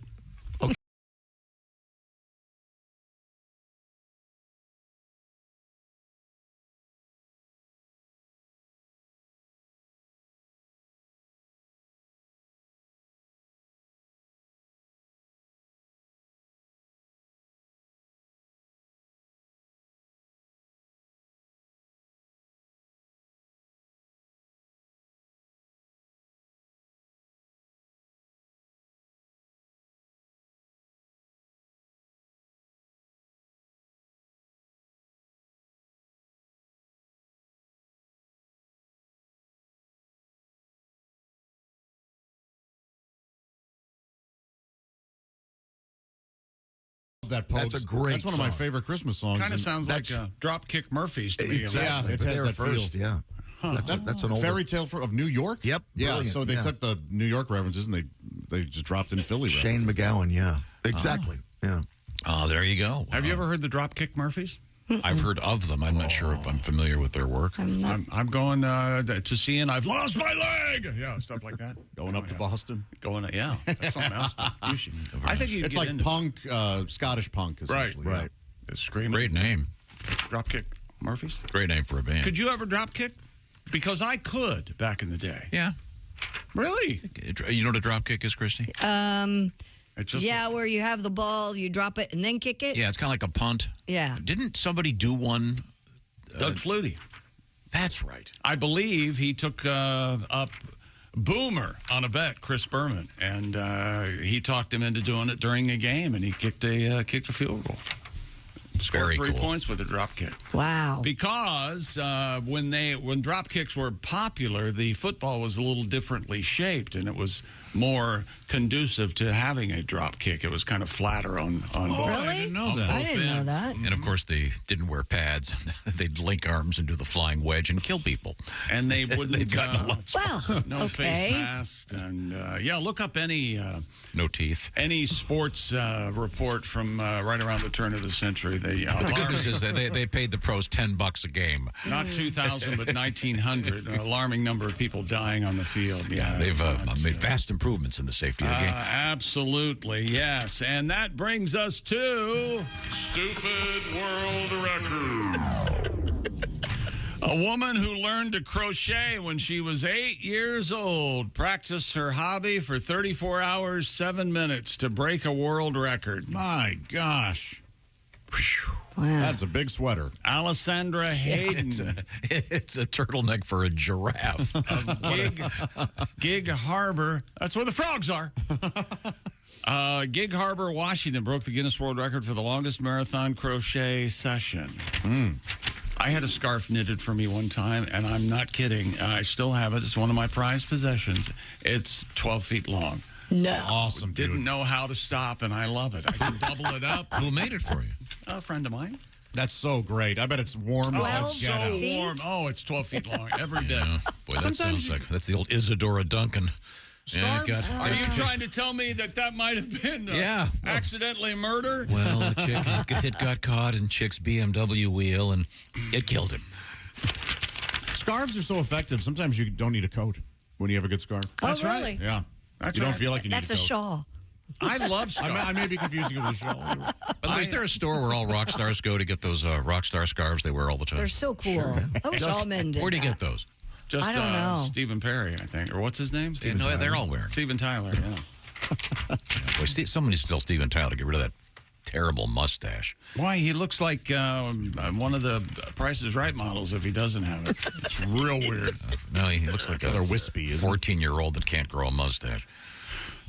Anyway, this Alessandra Hayden said, I wanted to become a record holder, but I wanted to do something that was meaningful to me. So this was the perfect combination. After the marathon, Alessandra donated a blanket to her daughter's school auction, and her good friend bought it for $2,000. Well, that's a nice story. That's a ridiculous price. That's a good friend. That's an insane price. That's a stupid price. That's a nice she gesture. better come across with a little What? thank you for buying that blanket. I think so too. Yeah. Next. Guess what's a coming? Another one? Yeah. I'm just going to say next now before we even do it. A man from India has broken his own Guinness World Record for the most calendar dates calculated mentally in 1 minute. Oh, yeah? Now, this is, wait till you hear what you have to do.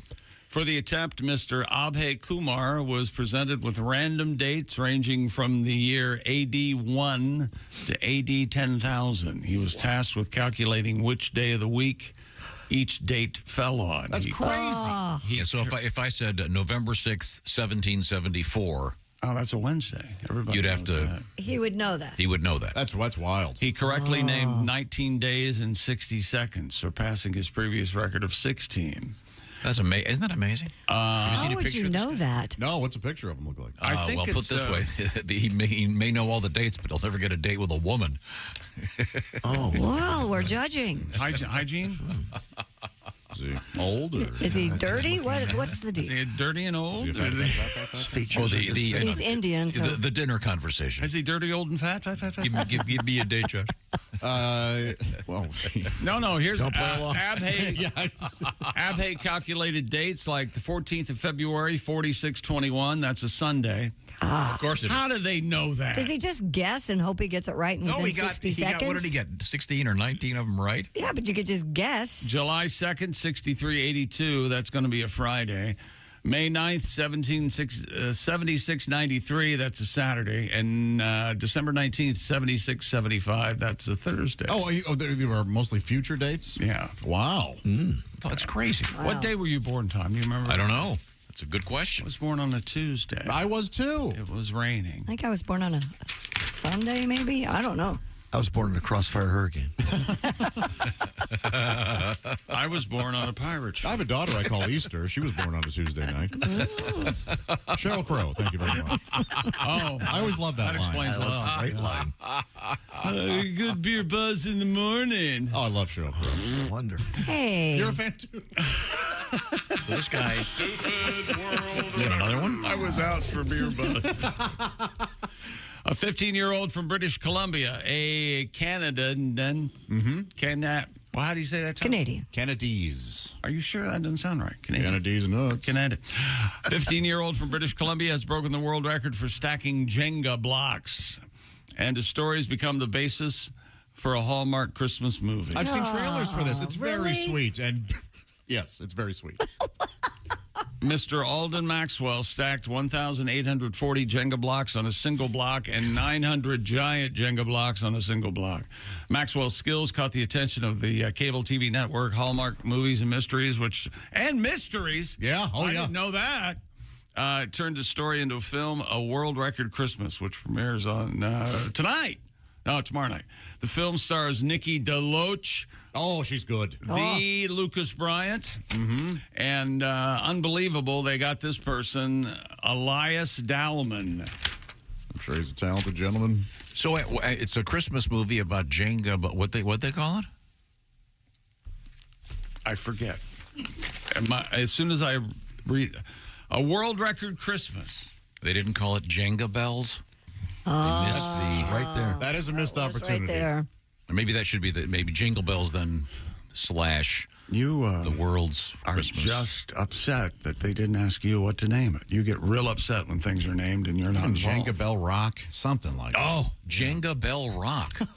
There you go. That'd be a great video. Well, that's just stupid. Very. By the way, I mentioned this, that there's a restaurant I used to go to that would do the Jenga-style French fries. Yes. Yeah. I think someone sent us a picture of their kid doing that. Oh, cool. Not a great idea. You have the French Evidently, fries. that's very popular across the country. I've never Jenga fries, yeah. heard of that. That's fun. You got to remove I've seen the fry. onion rings like a big volcano thing. Yeah. Yeah, that's something that's too many. Too many onion rings? Yeah. That's impossible. That is they're I like that's an onion rings. insane complaint. Delicious.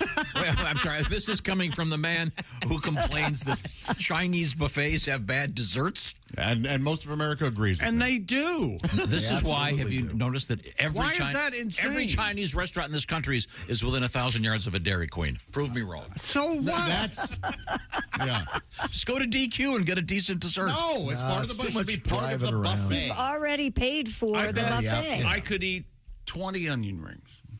Josh, your thoughts? I think you could, too. Too much breading, too much onion. No, delicious. How many could you eat? I could eat 30. I won't feel well. This is the new... like name that tune. This is the new show for Fox, yeah. Yeah. Count those onion rings. I could eat 30. My body will be real mad about it. Yeah, yeah. Have you ever eaten an onion ring off of a woman's nipple? Not yet. Off the nipples? Have you ever known a woman that could hang them there?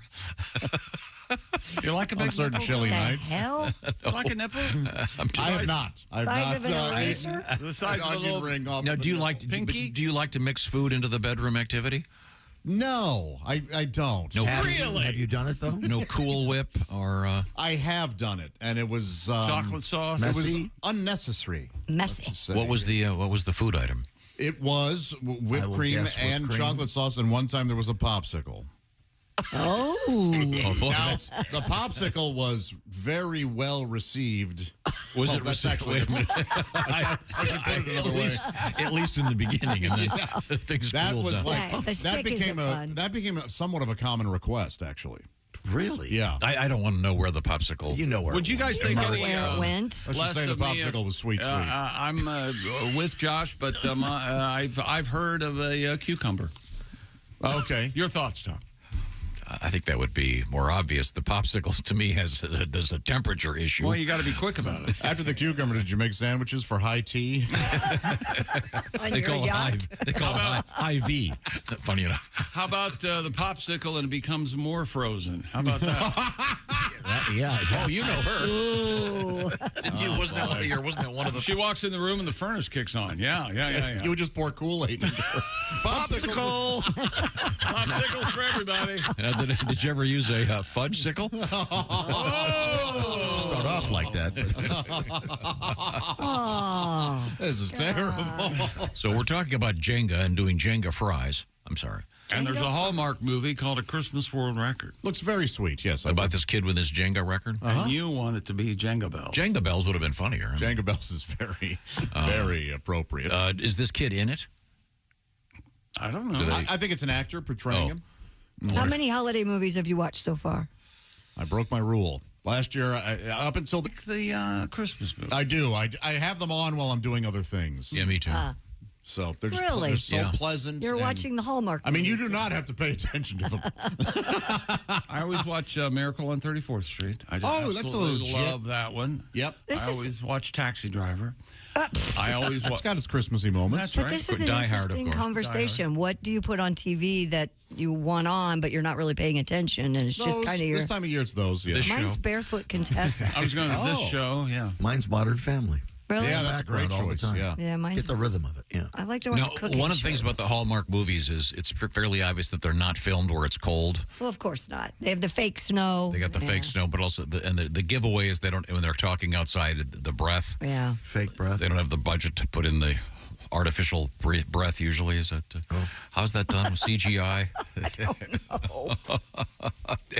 You can tell it's not really that cold. The actors are boiling in the down jackets. Coming up, we have what now?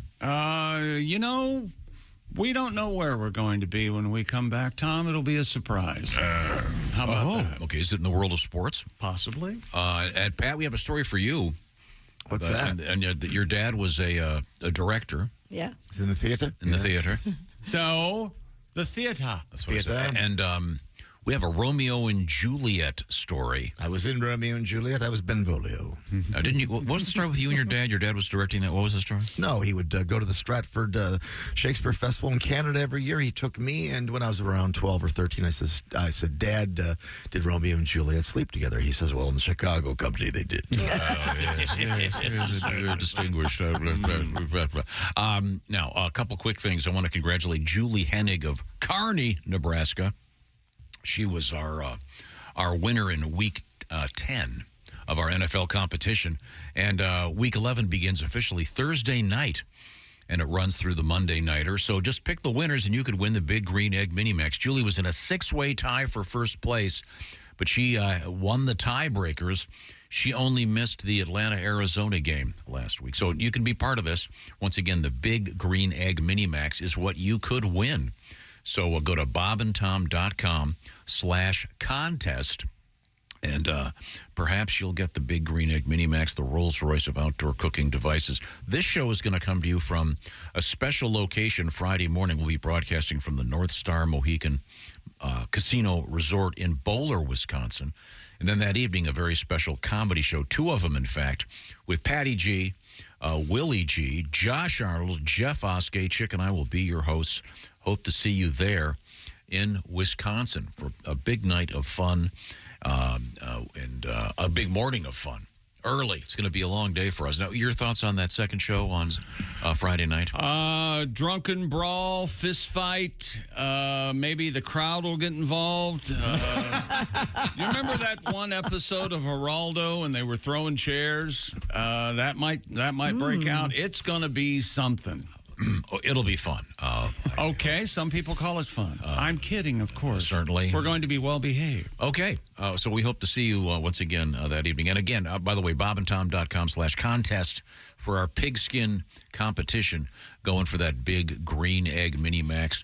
And we hope to see you coming up on Friday. This is the Bob and Tom Show. For a complete copy of the Bob and Tom Show contest rules, go to bobandtom.com/contest-rules. Or just scroll down to the bottom of the page and see contest rules.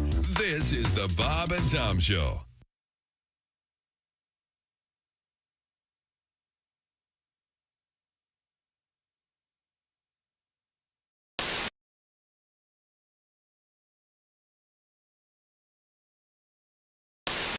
Hey, it's Josh, and of course... Hi, Chick McGee, everybody. Your chance to win a Mini Max Big Green Egg for Bob and Tom at Big Green Egg. Each week, someone will win a Mini Max Big Green Egg. It's the Bob and Tom Show Pigskin Pick'em, powered by the Big Green Egg. Go to bobandtom.com/contest on the computer. Is that where you go? Are we eligible?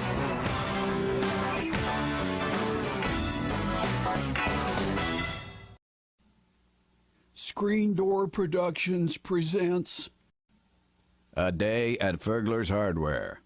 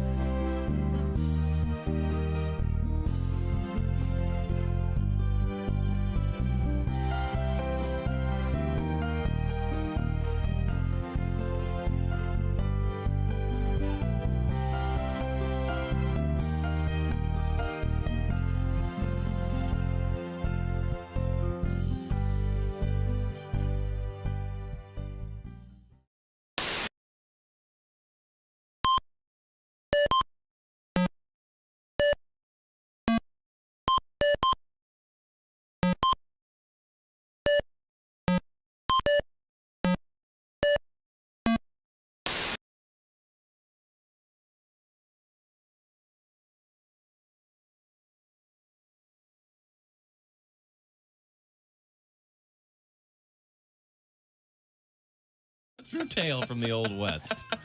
That concludes another exciting episode. Murray Whiskey, Frontier Pyromaniac over here. What are you lighting up the studio? Yeah, Bob? this thing, it's not working. I'm sorry. Nothing. Just... Brought to you by that new Japanese-Jewish restaurant, So Sue Me. Thank you very much, Murray. Hi, you're listening to Bob and Tom Radio. This is Jim Gaffigan. Jeff Jenna is our guest. I don't know if you remember this. A lot of people were mad at the Mattel toy company because Teen Talk Barbie, one of the 200 things Teen Talk Barbie said was, math class is hard. Oh, yeah. And everybody, young women won't want to take math classes. And I'm just thinking, no, that's stupid. What, are American women that easily influenced? Are they? No, I don't think so. Because if they are, I think Teen Talk Barbie should say things like, sex is fun.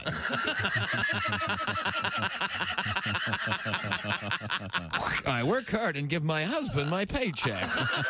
And the announcer for the Super Friends, dead on, too, by the way. I don't know who that guy was. Yeah, he was the guy who was after Ted Knight. Ted Knight did the original ones. Right. Meanwhile, back at the Hall of Justice, Jackie and Sarah and Monroe, get ready. Aquaman, I want you on the golf course in 5 minutes. Chop, chop. Hey, Superman, you're going to free bowl of soup with that hat or what? Talk to the judge. So, Mark, you're a single guy. Yeah, I tell you, though, it's tough because I got these neighbors behind me. Really? My neighbor, Gail, very... Gail? Gail is a woman who just moved. Her bedroom wall is right behind mine, and she has a new boyfriend. Mm-hmm. And I found this out. His name is... Maybe be a big winner. Hey, welcome back to the Bob and Tom Show. Thanks for hanging out with us, if you please. If you don't, please. Oh, very good. Oh, yes. Chick, the comic strip Hagar the Horrible. Yes. Funny or no? Spotty. Okay. Is he a caveman? Or a Viking? Oh, Viking, I think. I don't remember. Tom, you remember that one? Yeah, the raping and pillaging, that kind of played that down after the Me Too movement kicked in. Have you gotten into the Vikings, the TV show? There are a lot of the Vikings. It's a big trend. And then the Last Kingdom. That's what I got into, man. No, I hear they're fun, though. Yeah, I'm Utrecht. That was his name, Utrecht. Oh. We worked at a tire store. And I was back to the Utrecht. Maybe not. What accent do they choose for that? Something vaguely European, actually. Okay. You know that. I don't know. I've never seen the show. You never have? No. Of course not. You don't like Viking shows? No. You like movies? You like movies about gladiators? What about the Minnesota Vikings? You like them? That's not my team. Care for them? All right. Speaking of the NFL, once again, Julie Hennig of Kearney, Nebraska, and the June Taylor Dancers. Anybody get the reference? Okay, sorry. I love Kearney, Nebraska. Julie's going to be our guest for the Shoein' of the Week picks coming up because she won the Big Green Egg Mini Max last week. Once again, this week, if you want to be a winner, bobandtom.com/contest. Enough of that. Let's move on and go She back. impacted our contest. And that's sports. What do you think of that? Tomorrow. This is what you farted for. Sometime later today, the Chick McGee on Instagram, I'll put up tomorrow's Shoein' of the Week. Sneak peek for you. Christy? Well, we were talking about Thanksgiving, and we're just a little over a week away. This year's Thanksgiving dinner going to cost you about 5% less. And according to Food and Wine magazine, it's apparently not Thanksgiving without cranberry sauce. Okay. Yep, a new survey from Ocean Spray reveals just how polarizing some Thanksgiving foods can be. I'd like to, before this even starts, if Ocean Spray is doing a cranberry survey, I think it's skewed. There may be a little bit of a bias. I'm just saying. Okay, back to you. 2,000 Americans were polled. 80% believe it's not even Thanksgiving without cranberry sauce. 30% of cranberry sauce aficionados consider it a red flag if someone doesn't like their preference for cranberry sauce. What? So they might be. That might ruin a relationship. Yeah, apparently. I love homemade cranberry sauce. Okay. Do you not make cranberry sauce? No, I've always grew up with the canned stuff. Okay. Now here's the thing.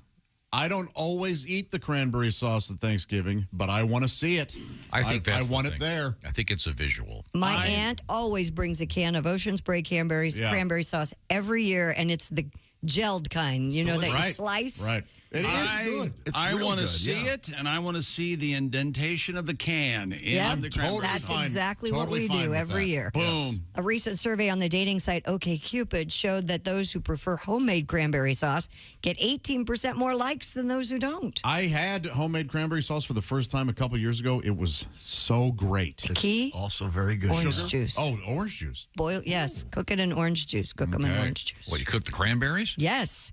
Cook the cranberries in orange juice. Trust me on this. Now, Chick, am I correct in saying that you're on team vodka when it comes to cranberries? Absolutely. Have you ever gotten a glass of vodka and sliced off a hunk of cranberry, just dump it in there and let it simmer, if you will?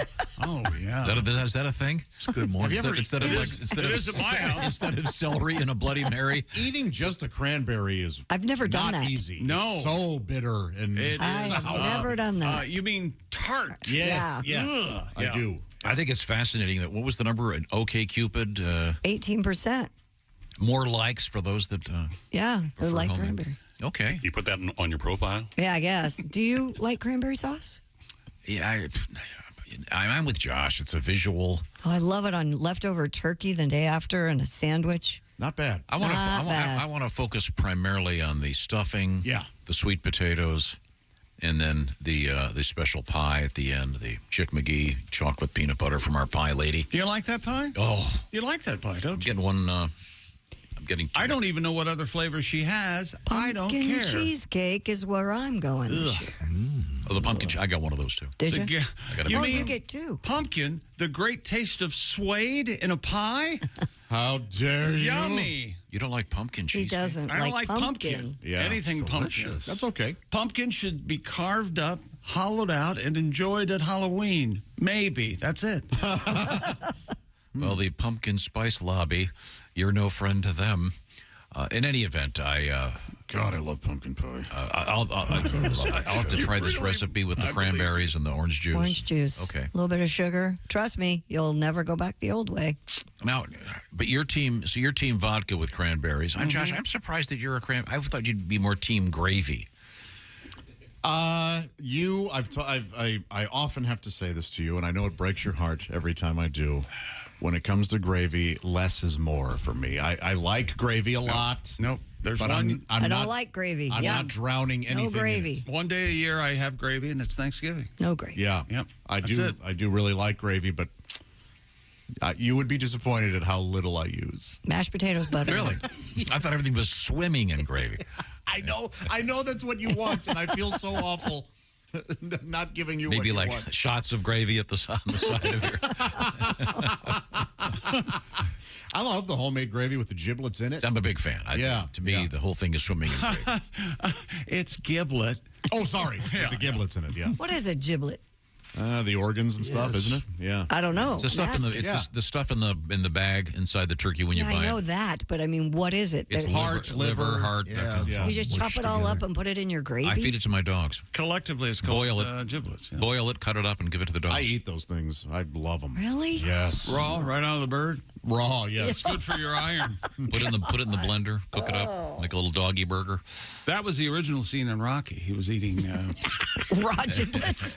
But some people then the next scene, he's in the IV in the hospital. Yeah. He got peritonitis, but still. Yeah, don't forget to take that bag out of the bird, or you're going to cook the plastic. That's a bad thing to do. Yeah, reach in there, dig around. It's in there somewhere. Hey, the latest home trend for those in Britain. You know what I do with gravy? You get your plate, you take gravy, put that on the plate first. Oh, like a primer? This isn't a terrible idea. And then put everything on top of the gravy. Salad? You're onto something. Everything. Salad? Yes. Salad, smart ass. Yes. Absolutely. Salad goes in its own bowl. You know that. Come on. Salad at Thanksgiving? Yeah. Salad right in the trash. Yeah, right. Necessary. Wait a minute. What about the salad, dear? What are we going to use with the salad fork? You guys don't have salad on Thanksgiving? Come on. It's there, but no one eats it. God, no. Yeah, it ends up in the dumpster. Relax. You're right, Pat. I'd drop kick it right into the yard.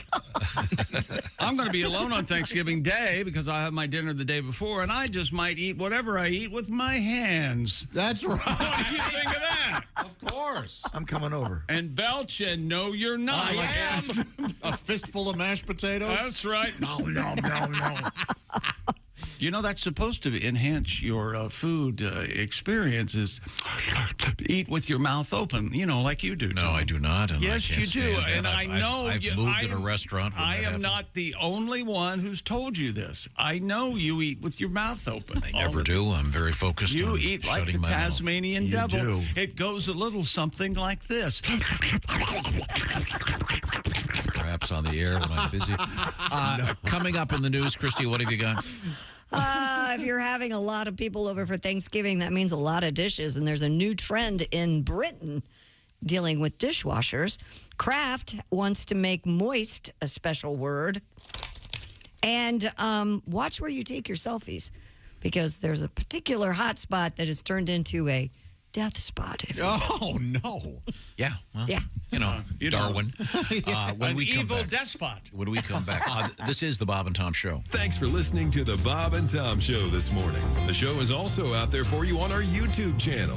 Watch and subscribe.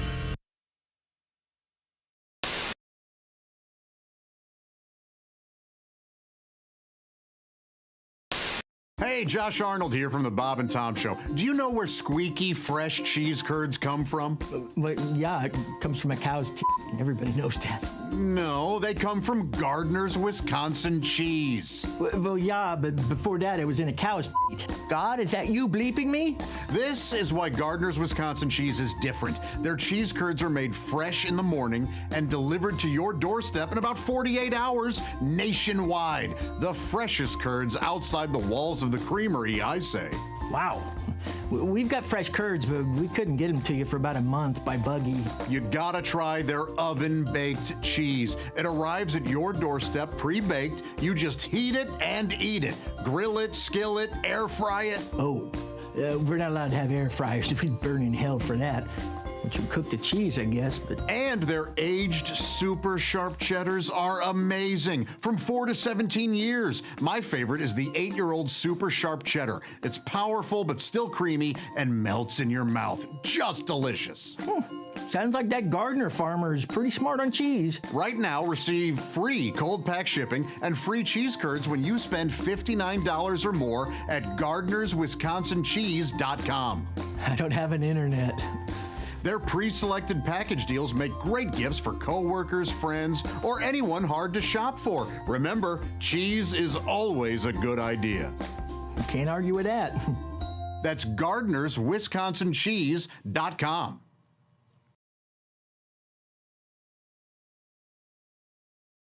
The Cowl Case?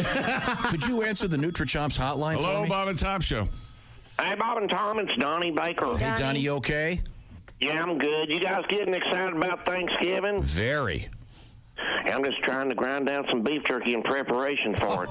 Is that right?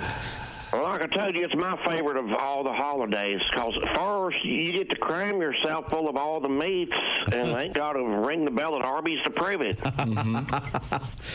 Then next day at 6 a.m., it's hand-to-hand combat time at the mall over the last go wet yourself Wendy doll for your little niece. Of course. I swear to God. And secondly and foremost, Thanksgiving's a great time to argue with your family face-to-face instead of just on Facebook and Ancestry.com like we do regular. Sure. And 10 years ago, it'd be all men in the family room, watching football while all the women was cooking. But nowadays, you got all the Republicans in your family hanging out in the study watching Fox News while all their Democrat kids are posted up behind the mini barn smoking pot. Thanks, good. And then all the while, my mom is stuck in the kitchen with your libertarian cousin who's droning on and on about how popular his podcast is and how he's going. I'm going to interview the Dick who came in 7th on the 14th season of Survivor. I swear to God. That'll be a good podcast. We're up to 114 followers in 3 different counties. Anyways, The reason I'm calling is I always hear you guys talking about the exotic gourmet dish called turducken. Oh, yeah, for Thanksgiving, the turducken, sure. That's where you stuff a chicken into a duck and then stuff the duck carcass into a turkey and then cook it all. Right. I mean, sure, that's good eating. It's a good hybrid option. But if you love turducken, you'll really love our Baker family multi-meat specialty. What's it called? It's called butt foxin'. It's a butt foxin'. Yes. Okay. It's a butt steak shoved inside a fox carcass. Tasty fox, red fox. Fox is then stuffed inside a chicken roaster. Right. I see. You cook it at 350 for 3 hours. It's a lot of work. Yeah. Sounds like it. Well, get the fox inside of the hen's hard. You're going to want to grease that cavity up real good. Olive oil. Yeah. Or if you're in a pinch, butter will work. And unsalted, by the way. Okay. Well, sure.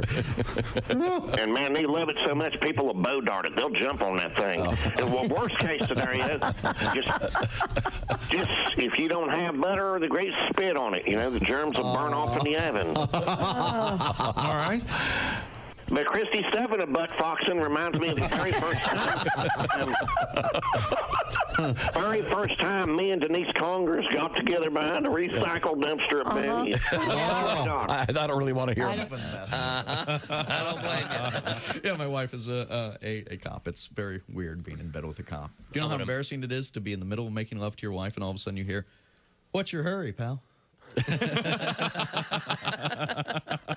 Do you know why I stopped you? Do you know how fast you were going? I gotta wear a radar detector on my wiener. It's a fuzz buster. Bravo! Hi, this is Rodney Carrington, and you are listening to Bob and Tom Radio. Which is why Tom likes it. Hey, you know, some people just can't grow up. I bought some Twinkies. I bought some ding-dongs. I bought some hoes and some powdered sugar donuts. I poured some sugar in my Pepsi. I had 7 cups of coffee with some fudge. I ate a Snickers bar. I ate an Almond Joy. I poured some sugar on a Milky Way and ate it. And now I'm driving on the freeway. And if you cut me off, I think I'm gonna kill you. Yeah, kill you.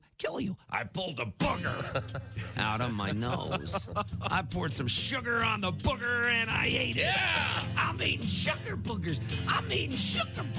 Yeah, sugar, kill you. Sugar's good. Yeah, beep. He beeped there at the end because that was it's, an answering machine, answering was it not? machine message. Yeah. Oh, that. Are the stars out tonight? I don't care if it's cloudy or bright, 'cause I'm blind. Jeez. Hey, don't say we didn't warn you. There's laughter ahead. You guys want to grab lunch? We can't go anymore. Holy That's cow. a good day's work, everybody. This is Bob and Tom. Christy. Welcome back to the Bob and Tom Show. Christy Lee at the news desk. Hi. There's Pat Godwin in the performance room. Hello. I'll be damned if he isn't a mini Tom Griswold. Look at him.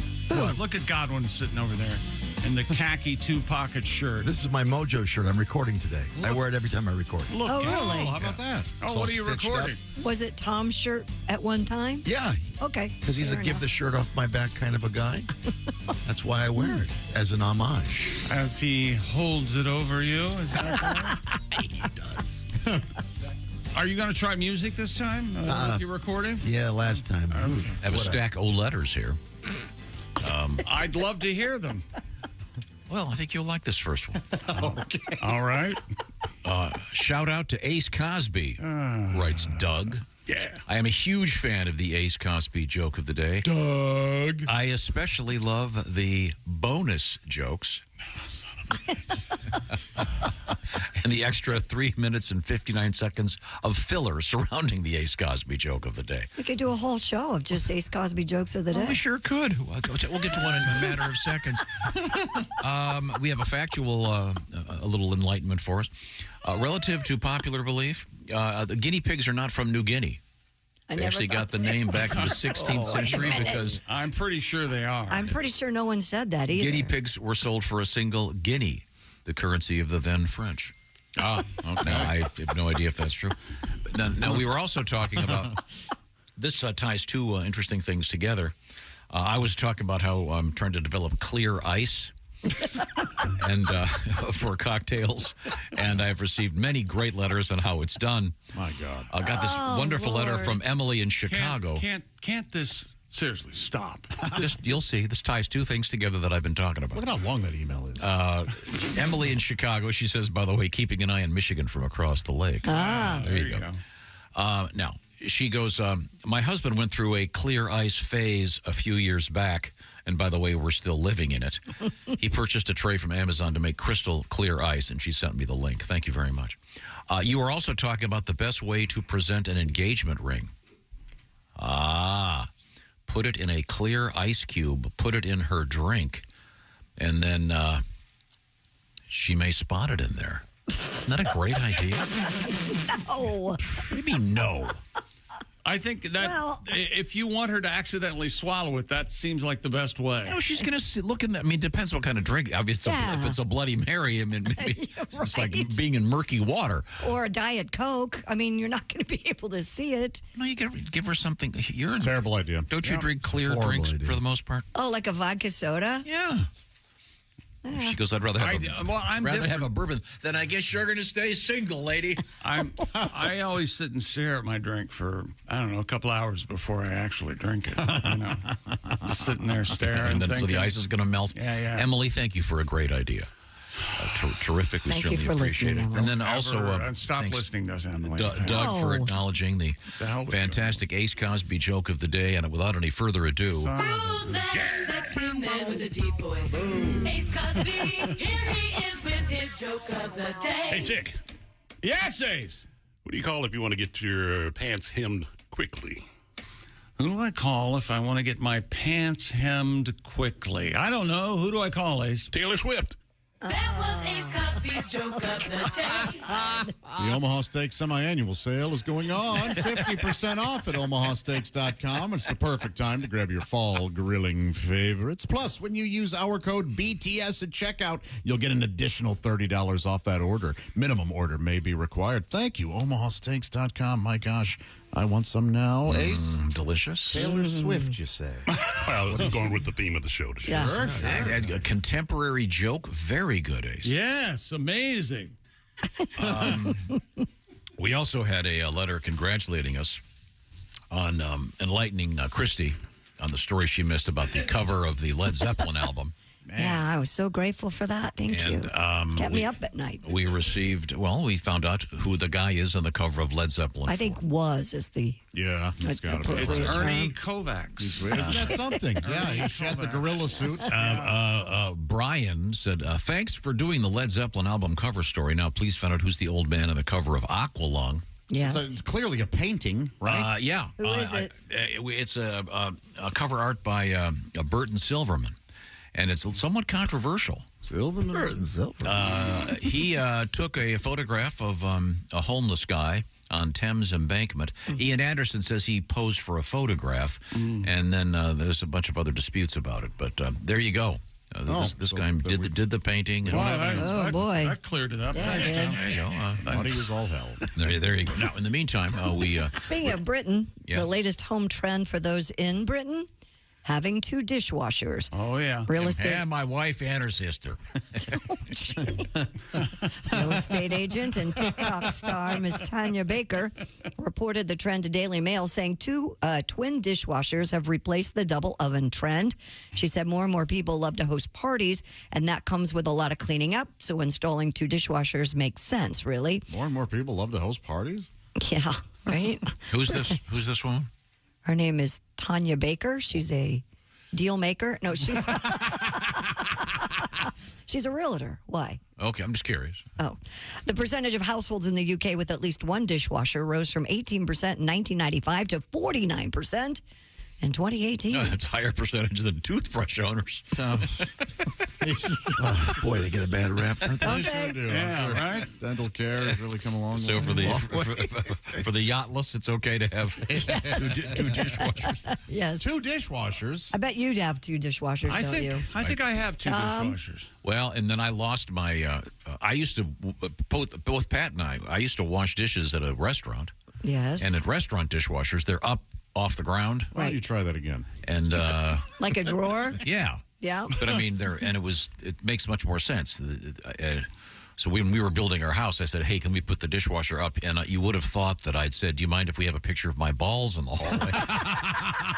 That would be a ballway. The lady from the kitchen started, "No one ever does that." Well, that's because people are morons and they are all sheep. You don't have the kitchen drawer dishwasher now? No. But I did. Then you got to bend over to load. It's nice to have it up higher. That would make more sense. But you can't argue with these people. It's your house. You can do whatever you want. No, we can't. I have a regular Christy, size. I have a life partner. Oh. I don't get to do anything I want. These are on. No, Remember that? Well, seriously, I have a regular size dishwasher on top and then a smaller dishwasher on the bottom for like a quick. That's pretty cool. That is cool. I didn't know you could I lived do there that. 2.5 years. Did not. Yeah. So Remember when you there were a go. kid, you dreamed, "Oh God, someday I'm going to have a Corvette. I'm going to have a cool pickup truck." Now you become a little older. I'm going to have 2 dishwashers. Things change. 2 dishwashers. Yeah. So that's a big thing now. Yeah, apparently. Okay. All right. In the UK. Yes. And you're not supposed to rinse your dishes. No, you're not. They I have know. like a bunch of I can't- commercials about I will that. never believe that. I can't help myself. I It's can't like, either. it's like the more ice in your refrigerator, the colder it gets. It's the same thing with a dishwasher. The more dirt in your dishwasher, the cleaner the plates get. I refuse. Yeah, I'm with you, Believe Josh. that. I have my brush, my gloves. Why do don't you just wash them? the dishes? By hand. I like to sterilize them. Then I put them on like that 3-hour cycle where there's smoke coming out of the dishwasher. That is nice. All right. I would just, for 1 month, find out what his water bill is. I know. Oh, dude. We don't want to know. Between the sanitary clothes washing. And It's higher than the Bellagio's. Oh, absolutely. My water, I bought it. Do what I want. Don't forget the power washing. Oh, God. Ace had the power washer out last week.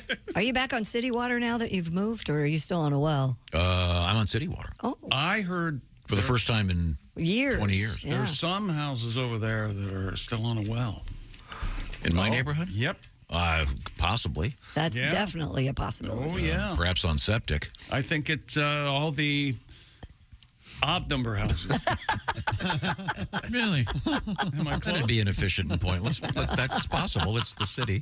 You never know what they want I to was do. hoping you had an odd number house. And maybe I'm never. I don't. The food company Kraft is petitioning the What? Crap. Kraft. Crap? Listen, You said the food company crap. I did not. No, I she said the didn't. food company Kraft. With a name like crap, said it it again. has to be delicious. Can you imagine if there was a food company called crap? I'm Ed Hurley for crap. I still can't buy those shiitake mushrooms. Go ahead. Feed your family crap tonight. Isn't it nice that your family can come home to a heaping warm plate of crap? Smell that steaming pile of crap. We mix it with Jello. Jello with crap. Remember in it. those? Ed Hurley, he did those Yeah. horrific commercials. And is there anything that beats a crap mold? Of course not. What's the crap? I mean, the craft. What are they doing? They're petitioning the Merriam-Webster dictionary people to make moist its famous word of the year. According to Mass Live, the company launched its campaign with a giant tub of Kraft Real Moist Mayonnaise. Oh, God, right there. Tub. I have a question. It was erected outside the front steps of Merriam-Webster's headquarters in Springfield, Massachusetts. And yes, what is your question? Man, what do you eat? You don't like gravy? You don't like mayonnaise? Oh, you man. don't like Wait a butter minute. on your popcorn? Read that last sentence again. The company launched its campaign with a giant tub of Kraft Real Moist Mayonnaise. Is there an alternate version of that? The not moist mayonnaise? The What is- hard mayonnaise? The powdered. Where are you powdered from? mayo. She just said launch their new campaign. Where are I you didn't. from?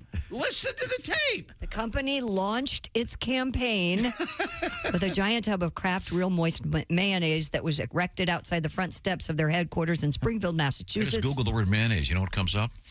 What? Caucasian. Interesting. Kraft also took to apparently social a synonym for mayonnaise. media Mayonnaise sandwiches, those are good. to encourage fans to help them hack the competition by searching for the term real moist on Google. If we fed you a mayonnaise sandwich, I would throw up on your vomit? feet. Yes. The brand said it was also gosh, you seeking throw to up on your feet. Somebody somewhere just went finally. My ultimate fetish. Completed. Puked on feet. I was watching some silly little rom-com yesterday, and the girl goes, "What are your 3 hates?" And her first one, mayonnaise. Anything with mayonnaise. I go, "I'm with you, girl." So I'm not alone. You go, girl. I go, yeah. So this is a publicity stunt. Yeah, they're hoping to change our negative perception of the word moist. Why is that negative? I don't think it's negative. A lot of women think it's We moist. had that. We had moist. We had panties. Yeah. You got moist panties. You're practically in. If you got, don't you think? If you play your cards right. If you look at her, if you've got moist panties, Josh, wouldn't you say play your cards right? You're in. Yeah, you're almost there. No, you have to look at her and go, "I'm going to go get some rubbers. I'll be right back." Then you're in. If she's there, you're in. And then she says it's just urine. Then you're not. A different story. It's urine, Josh. Okay. I see you like a little bit of mayo, don't you, there, John? I do, yeah. I slather myself in it, and then I look at Kraft. I like it all. I like mayonnaise. I like mustard. I like tartar sauce. I like horseradish. I like Miracle Whip. No, Miracle Whip, terrible. I do not. What's the difference between Miracle Whip has turds in it. It's no, awful. No, it doesn't. It's just a tangier, more zesty. It's awful. I grew up with it, and I don't like it. The tangy zip of Miracle Whip. Ah. What do you hate, Chick? What food do you not like? Oh, what food do I hate? Oh. I had to qualify. He hates pumpkin. I don't like pumpkin. That's right. Don't like pumpkin. Well, we'll touch base with this when we come I'm starting back. to like pineapple, if that's any interest to anyone. Oh, that is, yeah. It is. Really? You know, it makes you taste right now. Yeah, it does. It's good for that. In the realm of food, we have to talk about saving some time. And speaking of time, HelloFresh wants to save you a lot of time and make your holidays just a touch less stressful. How about that? HelloFresh does the grocery shopping. They do the measuring. You put it together. The idea being, with all the time you've got not on your hands these days, wouldn't it be nice a couple times a week to have HelloFresh provide the dinner? How does it work? They do the shopping. They do the measuring. You put it together. So it is fresh. Some of these meals are done in 5 or 10 minutes of putting together, then pop it in the oven. All kinds of different stuff from vegetarian over that way to good old-fashioned comfort food. And HelloFresh has a special new code and a new offer. The code is BT Show Free. You go to HelloFresh.com/BT Show Free. That means 1 breakfast item per box for free while your subscription is active. So it's free breakfast for life. Keep that subscription up and running. By the way, it's easy to swap proteins and have just the dinners and lunches and breakfasts you want from HelloFresh. What are you working on over there, Christy? Sesame, mushroom, and turkey lo mein with snap peas, carrots, and scallions. They send you all of the ingredients. There's a beautiful card with all the instructions, 6 easy steps, and this looks amazing. Yum, delicious, yum. delicious. Who doesn't love lo mein? Get the details. HelloFresh.com. You go to HelloFresh.com/BT Show Free for that free breakfast item for life while your subscription is active. Now, when we come back, we have selfies in the news, not necessarily in a positive way. This is the Bob and Tom Show. Bob and Tom, 24/7. Hey, it might be payday for you. Why don't you get some of that money out of your pocket, burning a hole there, and spend it at bobandtomstore.com. Oh, I know you got to put food on the table, gas in the car, probably.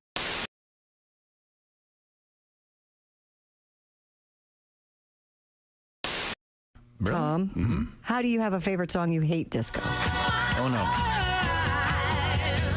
Oh, wait a minute. Chick's doing his office chair dance. Yeah. It looks like you're having a stroke. A stroke of genius. Thank you. So this isn't your song again? This isn't it. No, this is Chick's song. Can you give me the... Can you kill that? This is your favorite song, then? Maybe I can. Yeah. This is your favorite? Christina Watchman, great favorite disco song.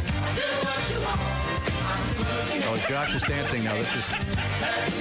Are you reaching for the stars there? What the hell is that dance? So if you were on the dance floor, you would not do that. To this song, probably, because it would mean we were at a wedding or something. I beg your pardon? Of course he would. Now, by we, you'd have a date and do that in front of a woman? Of course he would. Well, no, I don't they're take serving I typically alcohol. don't take dates to weddings. You Why know, not? Oh, you pick up the maid of honor. Sure, yeah. You know, Tom, there are only a few women who are attracted to self-important hubris. And Josh is out there on the dance floor trying to have fun. You're over in the corner pontificating about how you wouldn't have gotten the cake that they chose for their wedding. And there are only a few women going to come over. He's interesting. That's why you're socially awkward. That's why you've always been socially awkward. So who would you be doing that will dance with? Whoever's out there. Really? Your nieces, they love to dance. Sure, they'd be. If Go to a wedding. Bridesmaids. The niece feet on your feet and dancing them around. And let me tell you this: when I dance, broads are a sucker for that move. When I dance, I don't go to people. People come to me. That's right. So. Let's see it again. He's moving the shoulders. Now he's reaching for the stars with a grin on his face.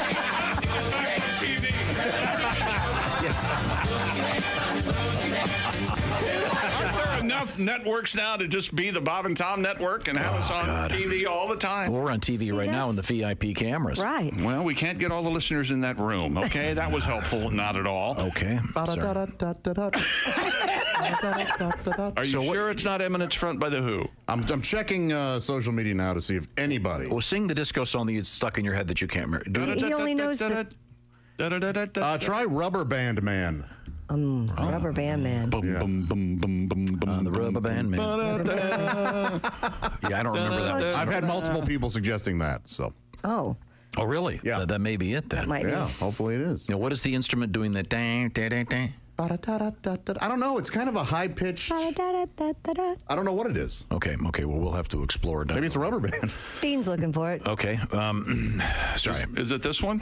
Oh. Yeah, this is good. This is good. Amos. Yes. Yeah. Yeah. Comes Amos. Yeah. Amos Moses was a Cajun. He lived by himself in the swamp. They hunted alligator for a living. He just knock him in your head with a straw.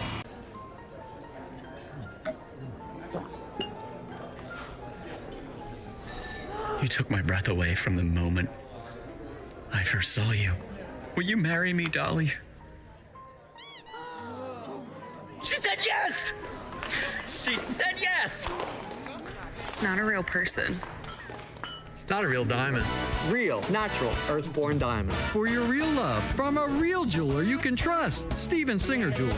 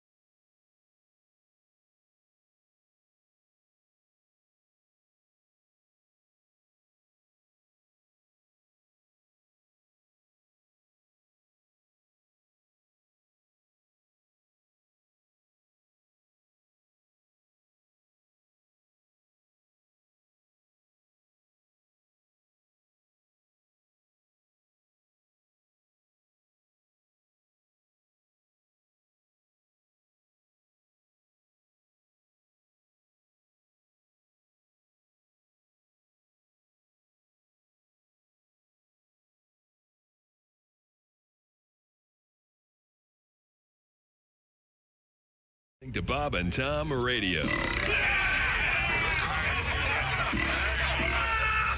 awful. Awful entertaining. Central Morning Radio. This is Bob and Tom Radio. 24/7. What'd you do, dog? So I screwed up. You know how too many times I say the wrong thing? Yeah. Right. Well, Kathy's into this mail order stuff again. Right. Yeah. She's into this big time. I came home the other day. There was a case of breast enlargement cream on the kitchen table. There was? Breast enlargement cream? Yeah, sitting right there on the table. I said, what the hell is this for? She said she rubs it on her breasts. They get bigger. I said, just use toilet paper. It's been working on your butt for 8 years.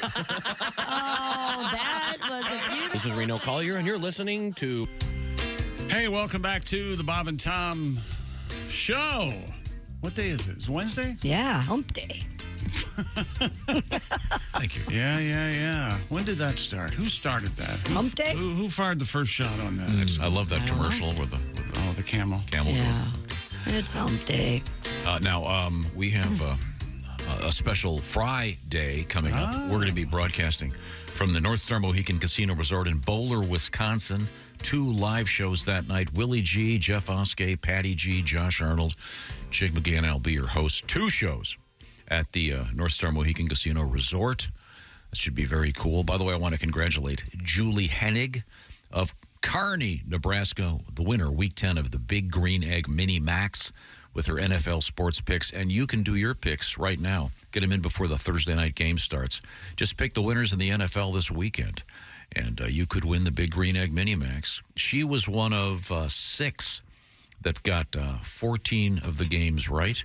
I'm sorry, 13 of the 14 games, and she beat everybody else in the tiebreakers.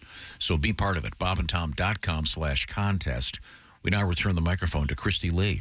A little bit of a public service. Researchers are calling the increase in selfie-related deaths a public health problem. 4 recent studies have identified falls from a height such as a cliff or waterfall were the most common incidents of selfie-related deaths. See ya. Scientists noted that people often climb over barriers and fenced-off areas to get to the perfect selfie spot. Yeah, especially avoid that at the zoo. Yeah. They also noted the selfie-related incident phenomenon should be viewed as a public health problem that requires a public health risk communication response. The mean age of victims, you want to guess? 23. 19. 22. Most of whom were female I was tourists. closest without going on. Do they put selfie in the death certificate, or does it just say mauled by lion attack at zoo? I believe it goes down as misadventure.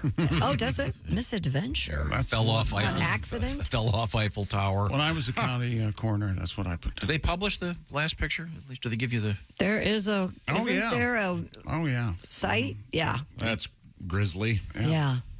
Well, I mean... There was a famous... They chose the moment. This guy was up on a broadcast antenna somewhere. It was like crazy high, and that was the last picture he took. Oh, I've seen that. You ever seen that one? Yeah. But nice duck lips, though. You know, you're not supposed to do the duck lips anymore, though. The pouty lips, you're supposed to just look and just open your mouth a little bit. It gives you a nice angle. Just one of those. That's nice. Well, thank you. Doesn't that look sexy? Here, Tom, look at me. Look at me. What do you think? Sorry, I don't mean to be mean, but you don't have... It looks like you have no teeth. What are you Are your teeth significantly... smaller than my face? Yeah, are they... Yeah, I think so. Not proportionally... I don't think so. I don't think they are. They're in there. See? Oh, there they are. Okay, there. My bushy beard doesn't... that's why I don't like to have my beard bushy, because you can't see my teeth. Okay, all right. It's horrible. Live like this, Tom. It's horrible. Okay, sorry. Every day is a struggle, Tom. Help me. I was reading deeper to this article about the selfies. A lot of these places now have signage saying... Yeah, of course. No selfies here. Don't cross the fence. Does it have the word idiots in it anywhere? I mean, there is a little bit of thinning the herd to this. Yeah. Don't do this. Don't do that. But, okay. Signs. Everywhere a sign. 2 actors performing in a production of Romeo and Juliet were seriously injured after falling off a stage balcony. Yikes. Yeah. The BBC reports Ms. Yulia Shash, who was playing Juliet. I bet she's not a project. Jeez. I have to run my lines. Yulia. Oh, Yulia. Yulia.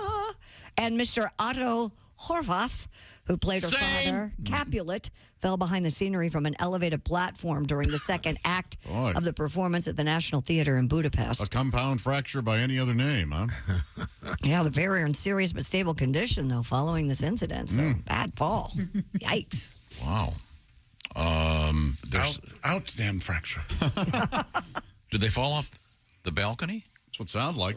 Yeah, I think Juliet's the only one in the balcony, right? Yeah, if he got up there, maybe that's off a why. stage balcony. He'll climb up, doesn't he? Yeah, he's up there for one he scene. does. Yeah. This is the worst. This is the worst balcony incident since Lincoln. Wasn't he like in a little loge kind of? It was in a balcony. Yes. He had just taken off that big hat. Little box. And weren't the Secret Service at the time, weren't the night before, they all gone out and got drunk? And they were rolling over. Don't let anybody fool you about Lincoln. He got everything good he deserved. Oh, really? Some insane historian. It turns out he really had it coming. Oh, my goodness. Authorities in Florida say a man stripped naked during a police chase in Naples. ZVNDT. What the hell? I have no idea what that means. That's like I Need a Drink television. we have the DTs. ZVNDT, yeah. Reports the incident began when 68-year-old Stephen Grant Campbell took his clothes off and threw them, along with a pair of tennis shoes, into Naples Bay. I don't need these anymore. And I insist you use all three of my name. Officers who witnessed this happened to stop the man, but he insisted jogging to the restaurant to take a seat at an empty restaurant. Oh, somebody bring me some soup. Where he ran off again. Witnesses saying he exposed himself in the middle of traffic. Hey, look at this. Anything you like? Try running this over. And I don't know what happened, but the police car ran right over him. I think I accidentally hit drive. I have a question. Know what happened. When they check you into, in the movies, they always, when they check you out of jail, they always got that scene where the guy's got the bag and, you know, one lighter, one set of keys. $25. Shirt, pants. If you go in naked, what do they give you? I have no idea. You get the orange jumpsuit. You get it to go? Do you get to keep the orange jumpsuit? No. You get. Well, then what are you going to walk out with a towel wrapped around you? Don't you get money for each day served or something like that, like 10 cents? Well, I was only in 14 hours, so I got half a day. Maybe he called someone that brought him some clothes, I would think. He has to know some person. If you were in jail, if you got put in jail, which I know that you'd never do anything, who would you call to come out and bail you out? Do you have anybody? Sure. Would you call Kelly or would you call Mark? Or would you call me? Would depend on the circumstance. What do you mean? I mean, if I was arrested in the middle of a restaurant with no clothes on, I'd call a qualified psychiatrist, or in this case, I'm guessing a drug counselor. Oh, I see what you're doing. So if you were arrested in a hooer house, you'd call Mark. Right. A hooer house? Yeah. There's a hooer? A hooer. The hooters are. This guy was eventually apprehended, charged with disorderly conduct, resisting an officer, and cited for littering. Now, Chick will back me up in this. This guy went into a restaurant and sat down. Yep. If anybody else had come into the restaurant, the hostess would have sat them right next to the guy because God forbid that they separate you from anyone in a restaurant these days. You know, we got about 30 email yelling at you and me for saying that that's the way restaurants do things, and we're trying to. It's a very hard job being a server. Well, of course it is. I used to work in a restaurant. No, when you and I went into a restaurant on a Sunday at 11 o'clock, there was no one else there. I disagree. We ate an entire lunch. And they sat people right behind us in a virtually empty restaurant. Whatever the restaurant needs to do, I say it's okay for those fine people. They should have sat those people with one of the other 150 tables in that place. And it would have been nice if that fish had been larger than a book of matches. Oh, my gosh. Oh. Am I right? When it did arrive, it was comical. It was the smallest entree I've ever seen. He almost... Did you actually pick it up and throw it back down on the plate? I think you did. Did you say anything? No. Well, then you can't complain. It was smaller than half the size of a playing card. You remember, Josh, there was something about the server that caused Tom to ask, oh, you that's probably right. know where there's good Thailand food here. Thai food? Yeah, she I did not say Thailand food. She was Thai, right? Yeah, and actually she was born here, right, or something like that? No, she was born in Italy, I think. No, she was born in Thailand, lived in Italy, but no, she's very interesting. I got the name of two great Thai restaurants from her. Okay. That's the thing. That's why he keeps doing this. He's totally oblivious to how he's making the other person feel. Totally. He just misses it. Hey, what language is that tattoo in? She didn't have a tattoo, did she? Well, of course. She did? I forget the tattoo. The point is, tattoos. Never mind. Okay. Speaking of food, experts say pasta and rice may be healthier as leftovers rather than when freshly cooked. You mean Rasta? This makes zero sense. According to Balzas, Josh, day-old spaghetti's delicious. Doesn't change the makeup of we're it. talking about the pasta part, not the spaghetti sauce. That's different. I know. Pasta's delicious the You next also day. think It different is delicious shaped the next pasta day, but- tastes different, you lunatic. Christy's about to tell us why it's more nutritional. Cooling starchy foods can transform them into healthier versions. Really? Called resistant starches, which do not spike blood sugar as much as regular starch does. Interesting. These starches have been linked to a range of health benefits, including better gut health and a potentially reduced risk of certain types of cancer. Cancer. So maybe it's better to cook your spaghetti the day before, set it in the refrigerator, and then when you go to put the sauce on it the next day. How about that? Or eating leftovers. Sure. Not for the second day in a row, dare I say. Go on. I'm not going to. Well, I don't remember what the... Please, I insist. You know what? If he's stopping himself, we should trust that. He's either stopping himself. There's only one reason he's stopping himself. He's forgotten the punchline. No. Oh, I know what it is. Yeah, I know what it is. Yes, I will occasionally have leftovers. Oh. I know it's easy to assume I wouldn't. The new Josh, the new thin Josh. Do you remember? There was this was in front of people that he decided to ask me. We were giving away at an event Bob and Tom Show chip clips. And Tom looked at me and he goes, in front of hundreds. Uh-huh. Now you see, Josh, what these are is when you don't actually finish a bag of chips. These were the big bags. That's pretty funny. It was very funny. Now, Josh and I do agree on this, and I know you guys don't. I will tell you that Chef Boyardee canned ravioli is delicious. I tried that because I believed you. It's better than any restaurant I've ever had. She is so impressionable. You've got to watch what you say It was around not her. that good. It's fantastic. It's been sitting there in its own juices. It Delicious. tastes like a can. Oh, yeah. It's real good stuff. Tastes like blood. Chef Boyardee, this tastes awful. I love it. It's good. I like the right. ravioli. I'm not a big Takes fan of 4 minutes to make SpaghettiOs, though. Yeah, I'm with you, Tom. You're right. SpaghettiOs are weak. What about beefaroni? I've never had it. See, I always chose beefaroni over the ravioli as I a should kid. try the beefaroni I because we liked never it. got it as kids. Yeah. I don't like the macaroni. I want to have spaghetti noodles. They taste different and they're better. There we go. Talk about ravioli And and hey, beefaroni. restaurants, when I order ravioli, how about more ravioli? I don't. That's true. Enough of this 4. Kiss my ass. I want at least a dozen in there. Yeah.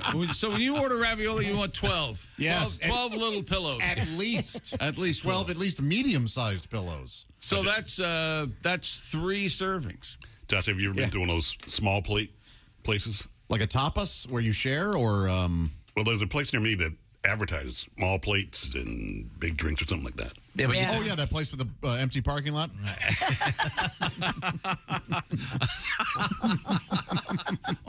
It's called money launderers. That is no, I think you get a series of small plates. Yes, it's not just one You small don't just plate. get the one.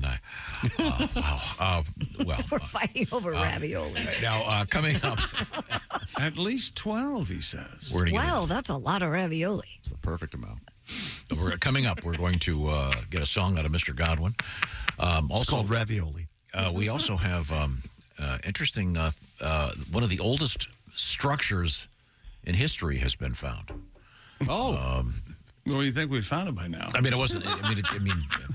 Not everyone lived in a cave. That's right. Yeah, early man apparently Played with Lincoln logs did a early little bit on. of construction. You mean like an apartment complex? That's a fair question. Did Cro-Magnon man Live in a group? Have a duplex? How would you? I bet it was a walk-up. If I'm a crow, what am I? A caveman. Cro-Magnon. Caveman. Cro-Magnon. Let's say, how do they check my credit to move into the apartment? They didn't have a credit bureau back then. No, they didn't. No. They just had. I to think you had trust to me. pay in advance. Really? Yeah. Wait a minute. I don't even Come think with a boar. I don't even think they had money back then. You brought a boar or a That'd be another fair question. What was the first Horse form of money? Salt, right? It had to have been sex. Yeah, I think Sex. salt. Had to be Salt and sex. sex. Salt, sex, and Now, fat, right? Before we get off the food topic, Christy, do you remember why you were talking about cranberries? Yes, because the Ocean Spray people did a survey that said cranberries, if you don't have them at your... that 80% of the people think cranberries have to be on your Thanksgiving table. Now, and then this kind of ties in. Got this a text saying, mix a little bit of your cranberry sauce in mayonnaise for leftover turkey sandwiches. It's delicious. No. It's cream cheese and cranberries and turkey. That's an option because you don't like the mayo. No. That sounds pretty tasty. Just a touch of the cranberries. We'll have to try it. We certainly appreciate all of your suggestions for Thanksgiving. Coming up, a Patty G song that'll tie into all this. Right now, and as we continue to speak about food, nothing more delicious this time of year than going outside, a little chillier out there, and grilling some delicious steaks. Josh, help me here. That's exactly right. And right now, OmahaSteaks.com, they've got the 50% off site-wide sale. That's right. It's their semi-annual sale. 50% off all your favorite tender, juicy, extra-aged steaks, like those butcher's cut filet mignons. You can even get filet mignons wrapped in bacon. My goodness. Go to OmahaSteaks.com today. Use code BTS at checkout. Get an extra $30 off your order. Look, with Omaha Steaks, the possibilities are endless, my friends. Endless flavor, endless value on all of their incredible entrees, scrumptious sides, decadent desserts, and so much more. They have those easy-to-make, ready meals like the lasagna, the meat lover's lasagna that browns up so wonderfully in the oven. You'll see it bubbling, and my gosh, you will have yourself a heck of a meal. Everything 50% off during the semi-annual sale. And remember, every bite is backed by their 100% unconditional money-back guarantee. Go ahead. What are you waiting for? Visit omahasteaks.com. Shop all your delicious favorites for half the price. And do not forget that promo code. It's BTS. Punch that in at checkout for an extra $30 off. Remember, the semi-annual sale is only for a limited time, so hurry it up. Minimum purchase may apply. Visit omahasteaks.com for all the details. Delicious steaks. Thank you very much. Coming back with a song from Pat Godwin and a sports idea. Yeah, that's right. A concept? A sports idea. It's not quite a concept. Gravity is a concept. This is slightly lower on the scale. Okay. It's an idea and a bad one. It's coming back with that because it's mine. This is the Bob and Tom Show. Got something to say? Send us an email, bobandtom@bobandtom.com. This is the Bob and Tom Show.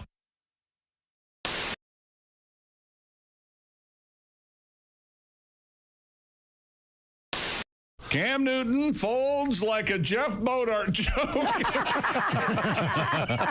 Turducken. You mean, and now from the source. We're all doing Bodart. Turducken. Let's I'm going to play the original. I want to see if you guys can get the right pitch. Okay. I'll play it at the end of I'll say 3, 2, and 1. Say the 1. 3, 2. Turducken. You got to go high. Turducken. Okay. Turducken on this show means a joke that has no merit. Well, let's hear it. I think he had a stroke is my favorite line from Josh. Anyway, we could hear that. I love that in its entirety. My favorite was when Josh looks at him and trying to help. It was like being backstage for a moment. Dude, there's nothing there. Now, the setup on this is a classic joke delivered by our engineer, Ace. Ace, can you do it again? Do you remember the joke? We were talking about... The joke is in there, right? I don't think it's in this one. Oh, okay. I'm sorry. Okay. Do you know the joke, Ace? Remember? Yeah, it's a fact that people think the first French fries were fried in France. They weren't. Where were they fried? They were fried in Greece. See, get it? See? Good play on words. Love jokes that you have to go, get it? Words have two meaning. Greece, you cook in. That's Greece, right. a country. Right. And you don't see it coming. It's a classic joke. Sure. Now try to get that joke momentum in your head as you hear what happened immediately following Ace's joke. What's a duck fried in? No, that's Jeff Bodart talking. And by the way, he just got done booing Ace. Right. He's so excited. Yes. This is a man who makes his living selling wands. Hey! No, he's a stand-up comedian. Yeah, that's his side hustle. Okay, it's a side hustle. Okay. So once again, Ace says, okay, they're fried in Greece. Okay, get it? Okay, here we go. And then here's Mr. Bodart. What's a duck fried in? Turkey. Now, I want you to know I did not pause that. No. That was genuine. Stunned silence. I mean, that's a full 2-3 seconds. We never have that. Silence. Yes, everyone is sort of processing. I think they're all going. We're all going. Okay, What? why am I not getting this? Yes. Right. At first, your brain goes, "I don't get it," and then you're going, "Why don't I get it? What am I ignorant of? It must be some inside thing." And then we all realize none of us are getting it, and then we're laughing about that, and that's where we pick up the joke. Turducken. And then he Turducken. Very. And then he takes ownership of it by saying it again. Yeah. Which is what I am famous for. If at first you don't succeed, say it again. Say it so many times, they'll laugh just to make you stop. Let's get back to the momentum of the lack of a joke here. And this is what happened next. That isn't even a joke. He may be having a stroke. Now, I have tried to say that isn't even a joke. Yeah. Yep. Now everyone's laughing, and then someone submits that he may be having a stroke because he seems to be so upset, and then it goes here. It's as bad as that crap over there. That is not a joke. Now he's accusing Ace of telling a bad joke. I enjoyed the joke very much, Ace. Ace's was a joke. Yes. It was a classic joke, I think, and probably in the Joke Hall of Fame. And then we continue. Wait a minute. No, What does a duck fight in? No, that's a duck fried in. Oh, what is a He's duck fried in turkey. Yeah, turducken. Oh, Jeff, there's nothing there, man. That's the beauty of the end of that. It's like two comedians have just come off stage. They're driving home after the gig, and Josh looks at him and goes, "Hey, the turducken thing. There's nothing there. There's nothing there. You can't. No, Because I maybe out of all of us in the room, we're giving him the biggest benefit of the doubt. Yeah. Because You've been there. And sometimes you just gotta tell them no. To use the word concept wrong, conceptually. Concept really means like gravity, but nevertheless. Conceptually, what he's trying to say is when you make a turducken, that was popular a few years back. What is it? You take a boneless chicken or something and cram it inside a duck, and then cram that inside a turkey. Is that the deal? Yeah. Right. But you don't always fry them. No, you don't fry them. I suppose you probably could. You don't, but you don't. And the turkey punchline relies on the grease punchline. Right. So it doesn't even stand on its own. No, not at all. Yeah. So that is the. If you really want to get into it. This is a new feature on the show we call Joke Autopsy, where we take a joke to the morgue and could be start here all night. doing some show. And if you talk to Jeff, he still thinks it was funny. I know. And claims that people have got to have his back. No. Is in your home a constant problem? Do you live with a smoker, have pets, or simply have annoying kitchen cooking odors that just won't go away? Do you ever hear comments like this? Gee, Janet, I never thought of fertilizing houseplants with cow dung. Or has a house guest ever said, Great room freshener, Bill. What do you call it? Early American locker room? You've tried carpet deodorizers, spray mist, incense, stick-up fragrance dispensers, and even plug-in devices that temporarily mask the smells in your home. Nothing seems to work. That's why Home Products Incorporated, a division of Frigamall Industries, is proud to announce its latest innovation, Le Clip. With Le Clip, foul-smelling odors seem to miraculously disappear. Simply put Le Clip over your nose and the nose of visitors to your home and see what a difference it can make. Hiya, Mary. How you been? Wonderful, Janet. Hey, your house smells great. See how easy? If you pick up Le Clip today, and if you're not delighted with the results, we'll send your money back. Le Clip, by the same company that brought you Le Blindfold, the product that makes messy, cluttered homes look more neat and organized. Gosh, honey, the house has never looked better. Le Blindfold and Le Clip. Pick yours up today. Okay.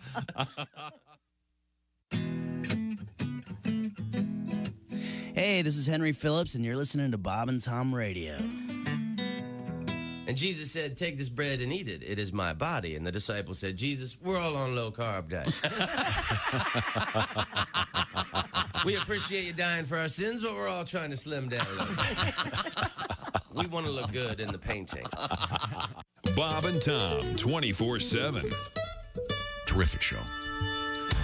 Hey, welcome back to the Bob and Tom Show. Tom taking a sip of coffee. What do you got running over there today? Was that the flat white? Is that what you're having? This is a flat white. Thank What you is very a much. flat white? Twiggy? Sorry, that's a 60s reference. As opposed to a blumpy. No, I'm serious. A bumpy. That'd be Dolly. Yeah. Is it just coffee with cream in it? Beats me. It's just very tasty. Oh, all right. A flat now- white. You order a flat white. And I you heard don't you even- order a flat white, and you don't know what's in it. You have no Just idea. tastes good, and I'm in the mood. You ever order a white soda? You ever heard that? With No. Sprite or 7-Up? Whatever white soda you have. Really? Yeah. They don't say clear? No, I've heard white. Huh. Yeah. You ever order Of course, I was at a KKK meeting when they said it. How about a pink drink? You like a pink drink? My little girls like pink Oh, drinks. I love the pink drink. That's very popular and quite tasty. Oh, it's so good. Now, we have what did we promise? Oh, a song from Mr. Godwin and Pat. What was the topic? What do you want to hear? I know why you like this so much now. I looked it up. Flat white is a higher proportion of espresso to milk than a latte, so that's why you like it. Okay. So it's got a lot more caffeine in Get it. your motor running. Yeah. A little bit of body electric right here. Charge that baby up. You're not supposed to have caffeine, I don't right? have caffeine. You are not allowed to have You're caffeine. just a liar now. Good Talk thing to Willie's Willie. not You here. live how you want to live. You've earned it. That's right. For the next 6 to 8 weeks, you live like you want to live. Thank you very much. Now, Let's get Luigi in here. You want to hear from him? He's got something to say. He's tugging at my shirt. what is it? What's It's me. I want to say something to Josh. Hey, Luigi, how are you? is You know what accusatory. Luigi looks like? Any picture on a pizza box. That's what Luigi is. I'm a stereotype. Yeah. It's good to see you. Is your girlfriend with you? She's always with me. She's by my side constantly. What's her name again? Gina Statutory. Okay, how old is she? 22. Oh, okay. Thank you. Are you She sure? hasn't always been. Not quite sure today. 21, 22. But who's looking at IDs today? No Yeah, one. of course, yeah. Josh. Yes, sir. I direct this to you.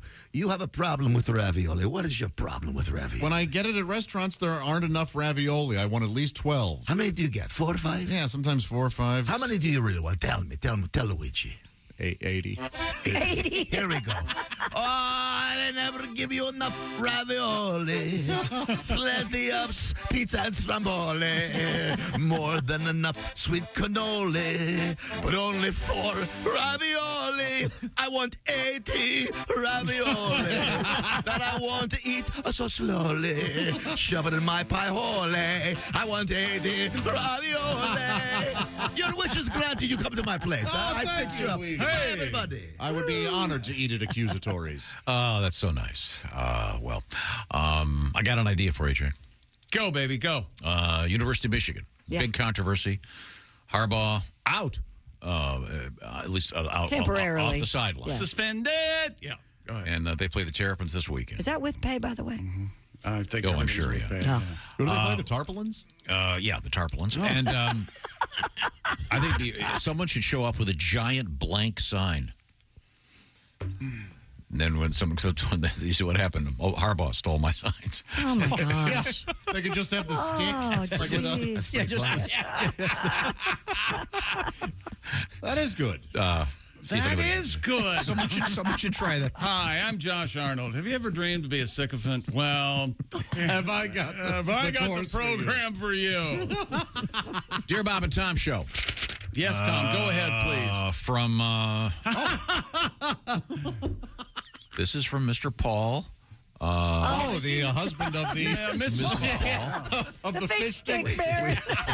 We never met him. The frozen stick, fish stick empire. By the way, You don't hear anything about Mr. Paul, do you? No, you don't. Sad man. He's the Stedman of frozen foods. I'm Mr. Paul. oh, nice. I like that joke, Jeff. I got to tell you, when it comes to I do not care for fish sticks. Oh, I love fish But sticks. on the other He hand, just said, I gotta tell ya. I'm surprised you've ever had a fish stick. Yeah. Fish stick. oh, Have you ever had a fish stick? not in the last 50 What about years. a fish dick? You ever Yeah. have one of those? You ever have a big old plate of fish sticks? Must you go vulgar again? But I will say this: my favorite thing at McDonald's is the filet-o-fish. I love those. Well, a fish stick is just like a fillet no, of fish. Just cut into strips. No, they're thinner. They taste awful. Oh, you just had a you know bad what? fish I day. didn't know that. When the evidence is there. I stand corrected. I was trying to read this article. How compelling. I'm sorry, this letter. It says, first off, I really enjoyed Josh Arnold's album called Half Fat. That's you. right.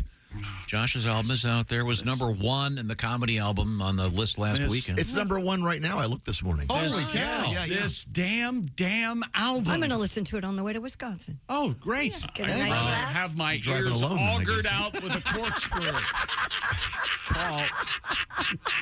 Paul is a great American. He's out there farming the fields in Jonesville, Virginia. He says, I almost fell off my tractor laughing. Well, thank you, Mr. Paul. Oh, do they know where Jonestown is? Hey. Oh, they're in Jonesville, Jonestown. There's a Janesville, too. Isn't Jonesville where the great brats come from? That's Johnsonville. Oh, that's close. See, Jonesville brats, you drink with Kool-Aid. You eat with a little bit of Kool-Aid. And You ever been to Johnsonville? Just brought fields as far as the eye can see. Oh, man. Waving Johnson. They look like cattails. Yeah. oh, God. We're just He's a fan silly. of the Ace Cosby joke of the day. He wants to title it Half-Assed. I'm not sure if that's nice, Ace. I don't know what this means. Hurtful. Well, thank you, Paul. You keep farming. Thank you. We love our farmers. I'm not sure what he grows. I don't know. I don't either. He out there in the grows field. impatient? Could be. Now, we have Christy Lee at the Bob and Tom News. Have we missed anything? Employees at an Ohio auto shop used a forklift to prevent a theft suspect from fleeing. WOIO. Off to work I go. Oh, it was round in the middle, high in the... reports that Arlington Auto Wrecking has been dealing with reported thefts, but on a recent occasion, they were able to catch a perp in the act. Employees used a forklift to suspend the car in midair. Hilarious. An officer explained that the suspect broke into the car at the junkyard. Before he could get out, which he's done before, they got the forklift and they had him like 20 feet off the ground. So when the police got there, he went right into custody. You're not allowed to steal from junkyards? No. It's junk. You got to pay for it.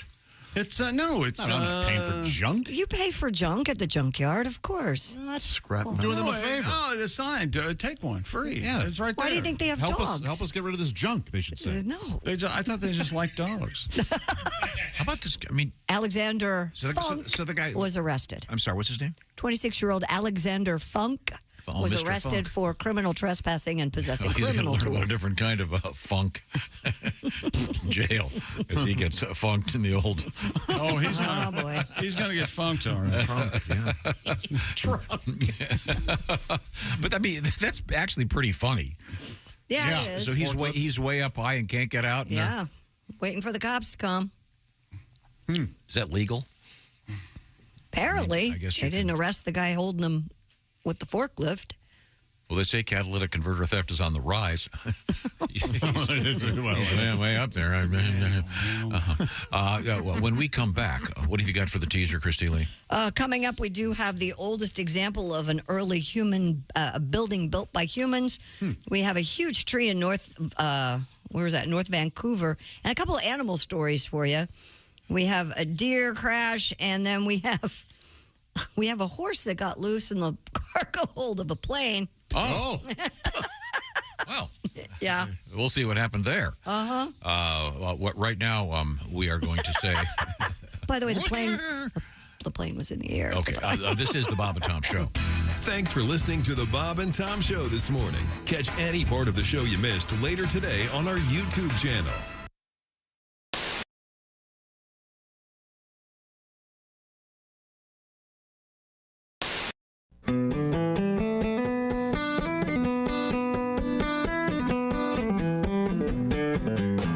I am a turkey bird. I live a turkey life. I got me 13 turkey kids and a little turkey wife.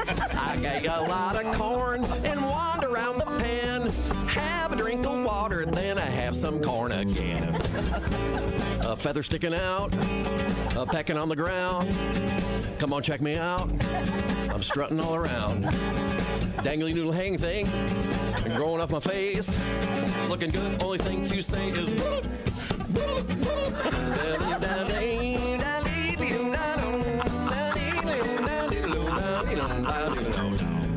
my big brother Jake, he always was the smarty. He heard that November ends, we're going to a party. Going to a party, I'll be the guest of honor. Where present to me a red pop-up thermom.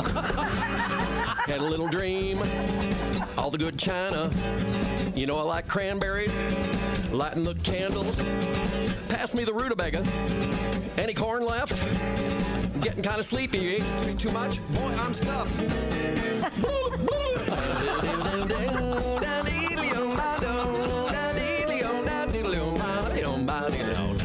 I am a turkey bird. I live a turkey life. I got me 13 turkey kids and a little turkey wife.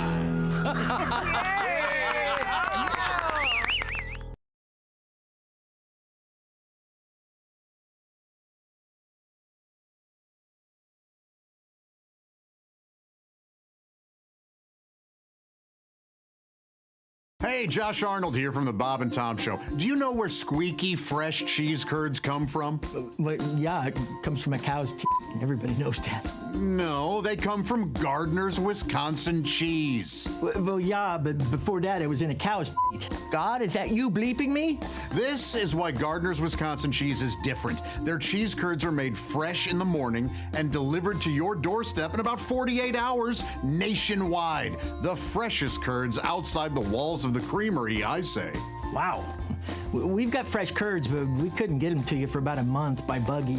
You gotta try their oven-baked cheese. It arrives at your doorstep pre-baked. You just heat it and eat it. Grill it, skill it, air fry it. Oh, we're not allowed to have air fryers. We'd burn in hell for that.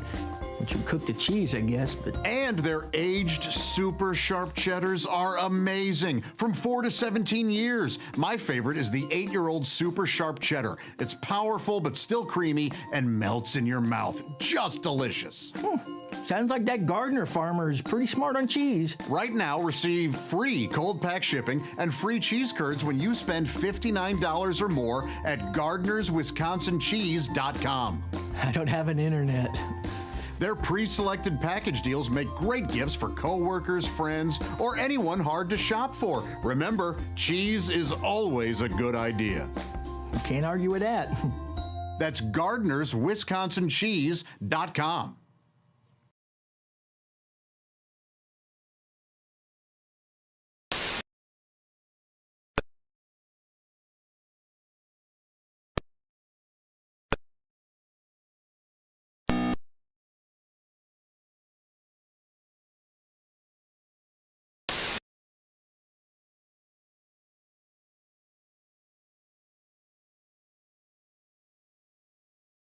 In a sled? That thing? Yeah. I don't think so. I'd be screaming and laughing with joy. Yeah. Woo-hoo-hoo! I guess we could tip over and break our necks, but... Bob and Tom in the morning and highlights all day long. The Bob and Tom Show, weekday mornings at 6 a.m. Eastern on Bob and Tom 24/7. Hello. You're listening to Bob and Tom 24/7. This has been Chick McGee speaking. For Batman, it was Batgirl. For Superman, it was Supergirl. And now, meet Spider-Man's female counterpart. From Bob and Tom Productions, it's the superhero women have known about for years. All right, Toots, this is a stick-up. Hand over all your money. Oh, dear. Yeah, come on, lady. Hurry it up. Somebody's going to get hoiked. Help! Oh, please help! Won't somebody help me? Let that young woman go, you two ruffians. Yeah? Who's gonna make us? I am. Come on, lady. You must be in your mid-50s.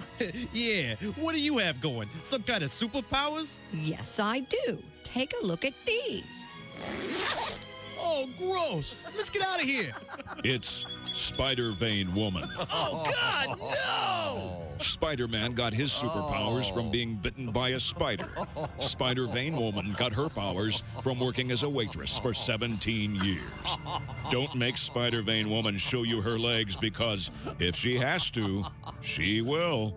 Look at this one. I think I'm gonna puke! Mm-hmm. Oh, here, hold my purse. I'll show you my hysterectomy scar. When you need help, call on the only superhero who wears long polyester pants, comfortable support hose, and sensible shoes. She's Spider-Vein Woman. Coming soon to a theater near you. Hey this is Frank Caliendo, and you're listening to Bob and Tom Radio. Jeff Rothband is our guest. Jeff is a fine comedian. I actually had to do that once. What?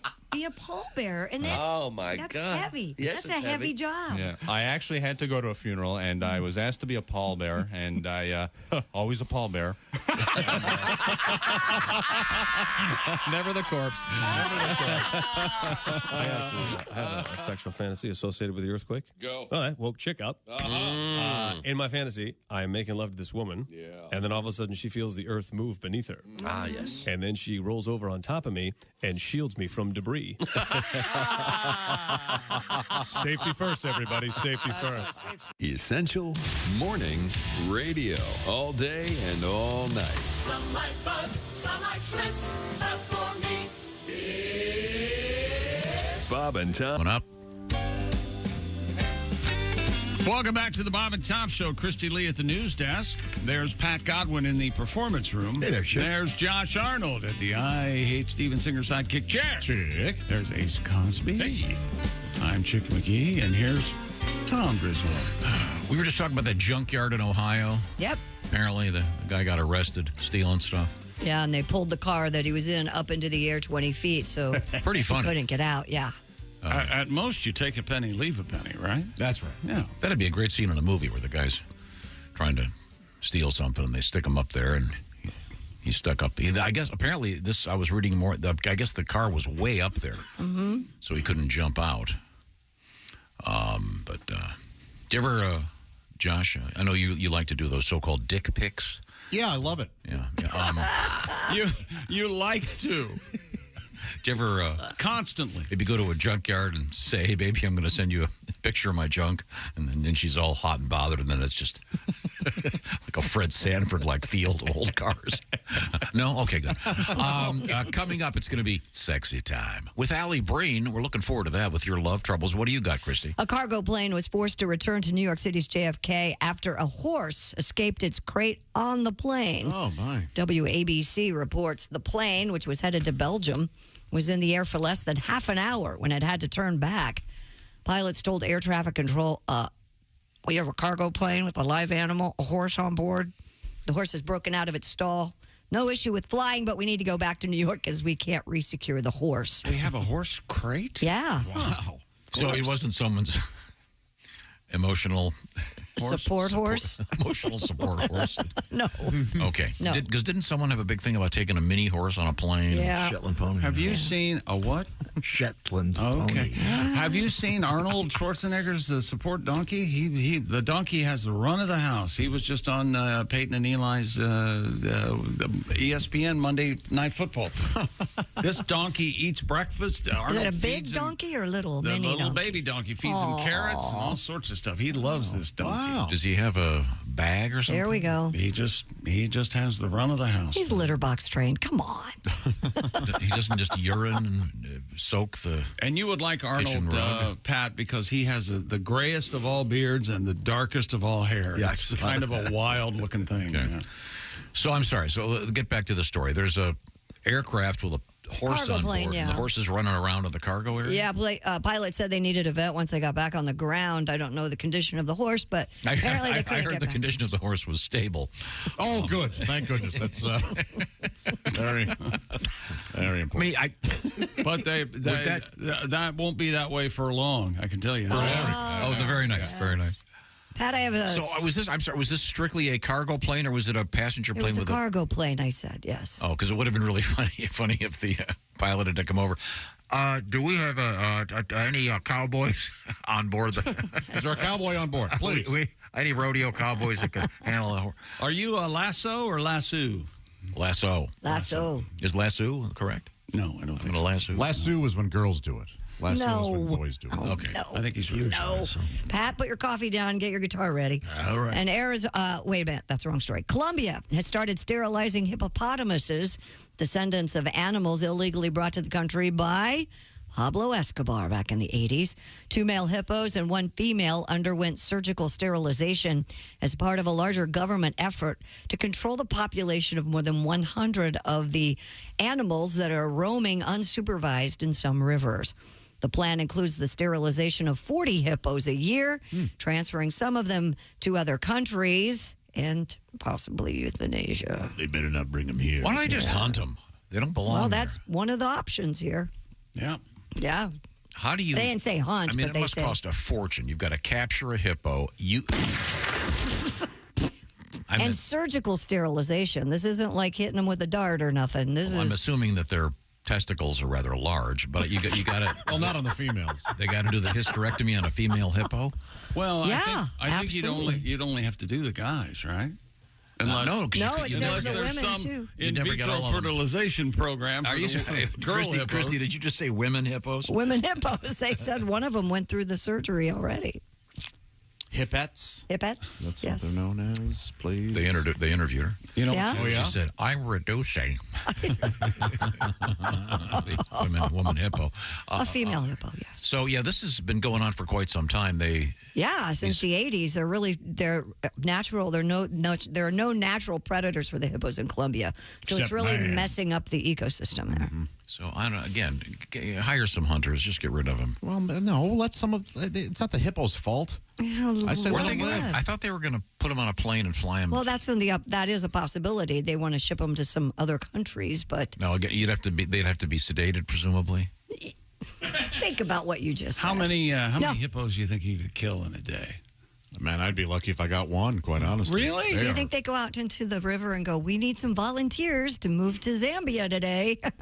The hippos just get on board. My wife and I will go. You have a song, Pat? Yeah, I could use a whistle on this there, chick, if you got it handy. It was a costly notion, shipping hippos across the ocean. They flew me on a plane.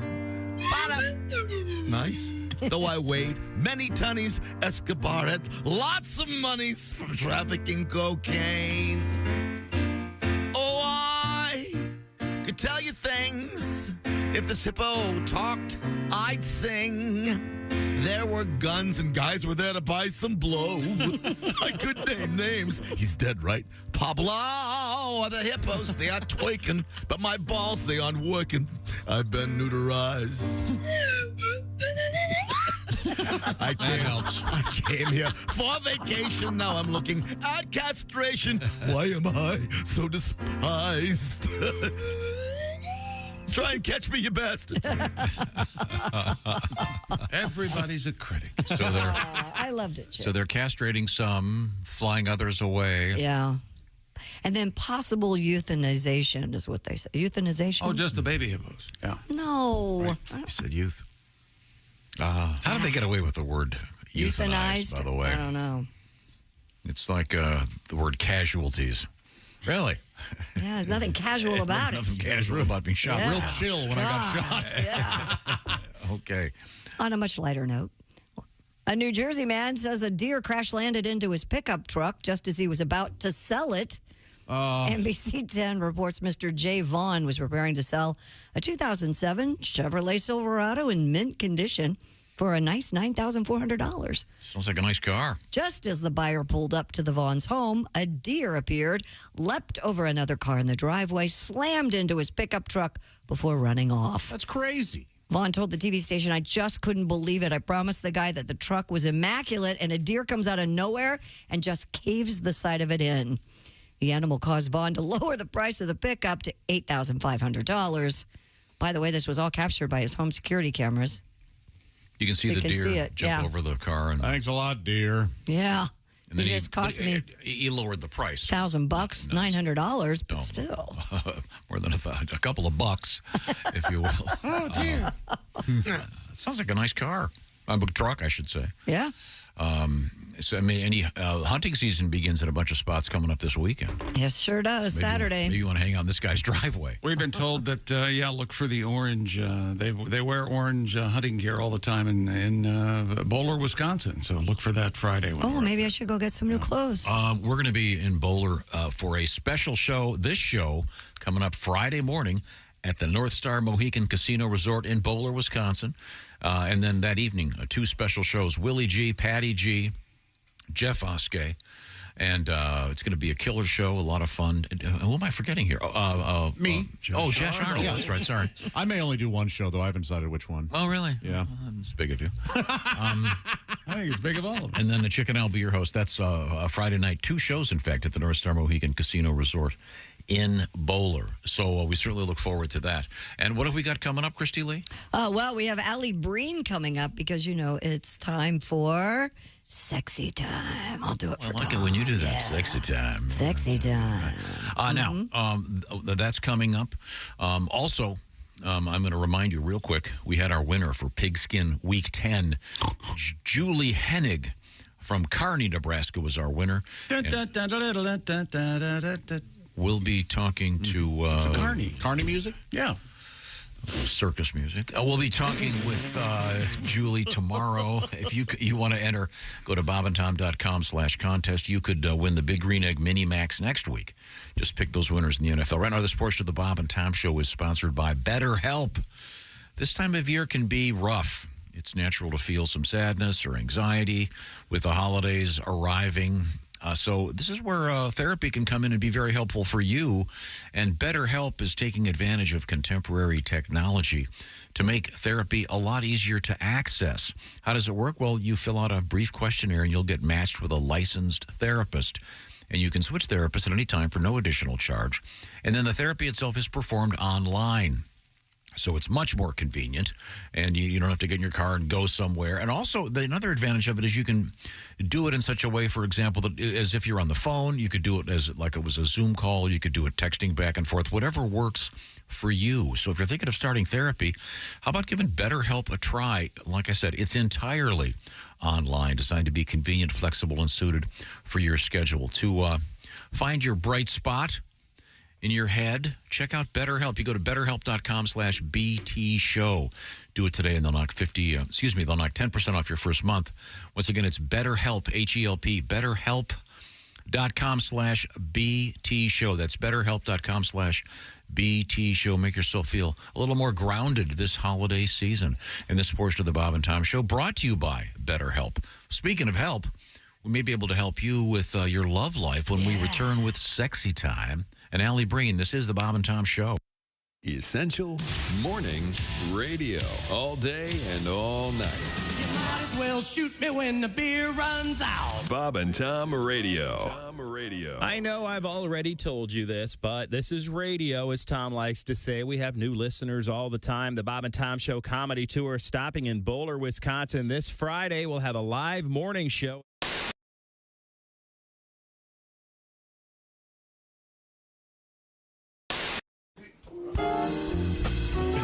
Well, looks like we got dumped. Oh. Is there anything you'd like to say to them? Well, our girls have left us, so I'd like to say just one thing. Oh, yeah. Baby, blow me. Oh, a kiss as you're leaving. Blow me. Oh, a kiss right now. 'Cause if you're gonna leave me, honey, I will surely miss the way you blow me. Oh, blow me a kiss. Come on and blow, blow, blow, blow me. A kiss like you mean it. Blow me. A kiss right now. I really can't remember anything as hard as this. So blow me. Blow me a kiss. Wow. Some things in life are hard to swallow. She couldn't take it all, Dean. She couldn't handle everything. Who could? But if she comes back tomorrow, I'll be shooting my wad on flowers in the rain, honey. Blow me. A kiss as you're leaving, baby. Blow me. Oh, a kiss as you go. And always think about me as you're going down your list. And blow me. Blow me a kiss. I'll miss her arms and her elbows. I'll miss her arms and her elbows. I'll miss her legs so tall. Yeah, I'll miss her legs so tall. I'll miss her neck and her shoulders. Yes, sir. But I'll miss her head most of all. Rock out, fellas. Swinging, Allie.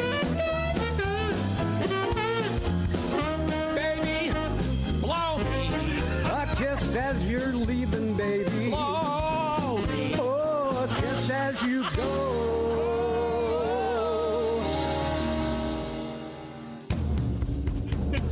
And if you wanna come home, honey, that's okay.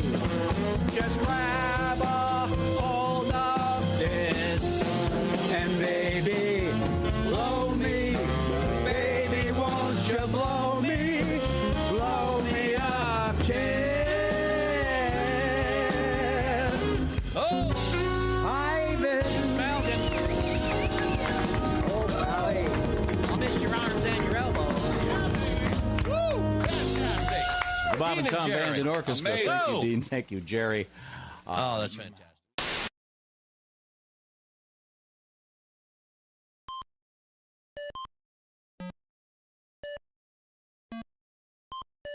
Hey, did you enjoy those videos played in that break?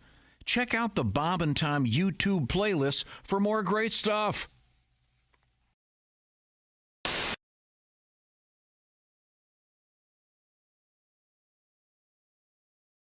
Hey, it's Josh, and of course...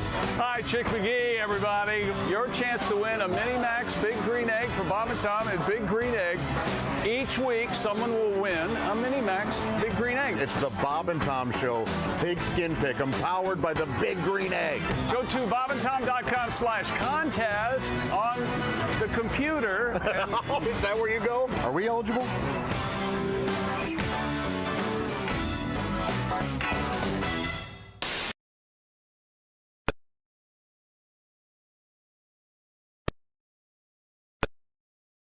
Or even on the team. It seems that Johan was a spectator who had slipped and accidentally slid down the track at a record pace. Leaking sphincter left his mark in Olympic history, as well as on the luge track itself. This has been another Bob and Tom Olympic moment in history. Essential Morning Radio. All day and all night. This is Bob and Tom Radio. Lord Coretta's a fine young comedian. Are you a health guy? You run, you look very slender. And I'm not a big health guy, although I'm healthy. I just had a complete physical, and unfortunately I'm at that age where you get the real intense physical. Oh, yeah. You know, I hope I'm not sharing too much, but the doctor actually stuck a camera in my rectum. It wasn't part of any procedure. He just suspected that his nurse was stealing from him. Are you a single guy? I used to be married, but I'm divorced now. Yeah, my marriage wasn't working out. I was driving down the road one day, and my wife ripped the rear view mirror out of the windshield and beat me in the head with it. What? You'd have thought nobody had ever made love to her sister.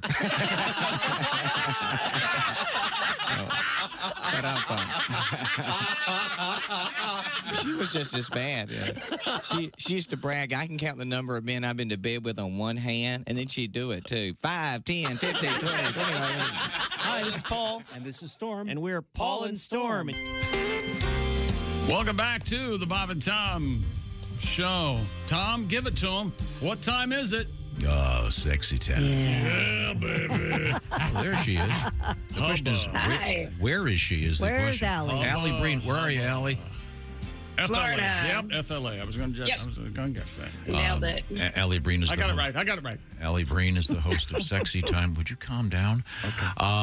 And the way this works is you can reach Alli at ALLIBREEN on social media platforms everywhere with your love troubles, and we're here to help.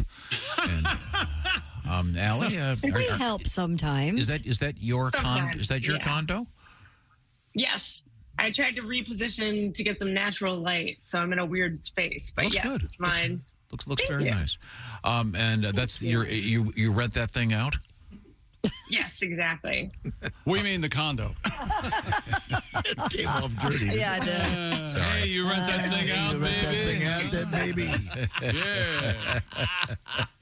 Yeah. Sorry, I didn't mean it. I just need it tonight, okay? Now, what's happening in the world of love? Do we have any good letters? We do. Dear Alli, I was going through my wife's pocketbook and I found a hotel room key. Do I confront her, or could there be an innocent explanation for this, or do you think she's cheating? Just ask.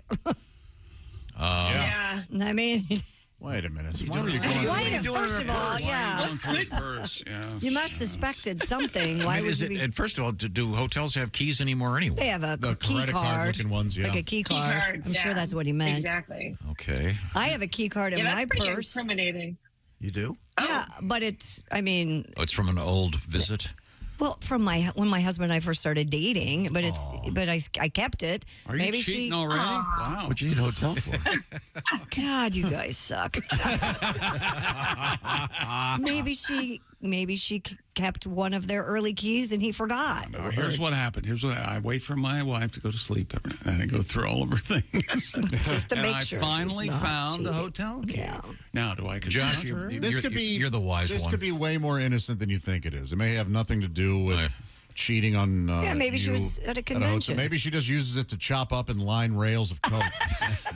That's probably. Have you considered that? Yeah. Something perfectly explainable. Yeah. Very helpful. Okay. She should say what Christy's saying if it's true or not, because that's such a sweet thing. You keep a hotel room key from early on past the door. I do. Wouldn't he know that? Maybe no. Remember, guys are idiots. On how long. Guys are not that. I mean, maybe not. This is what you get for going through her I mean, how long have they been married? Maybe she kept it from 5 years ago or something. I'm concerned more that he still uses the term pocketbook. Yeah, this man is 87. Yeah, he's 87 years old, obviously. Oh, I don't know. That could have been innocent too, though. He could have been looking for, if someone's just like, do you have a pen, and goes into your pocketbook.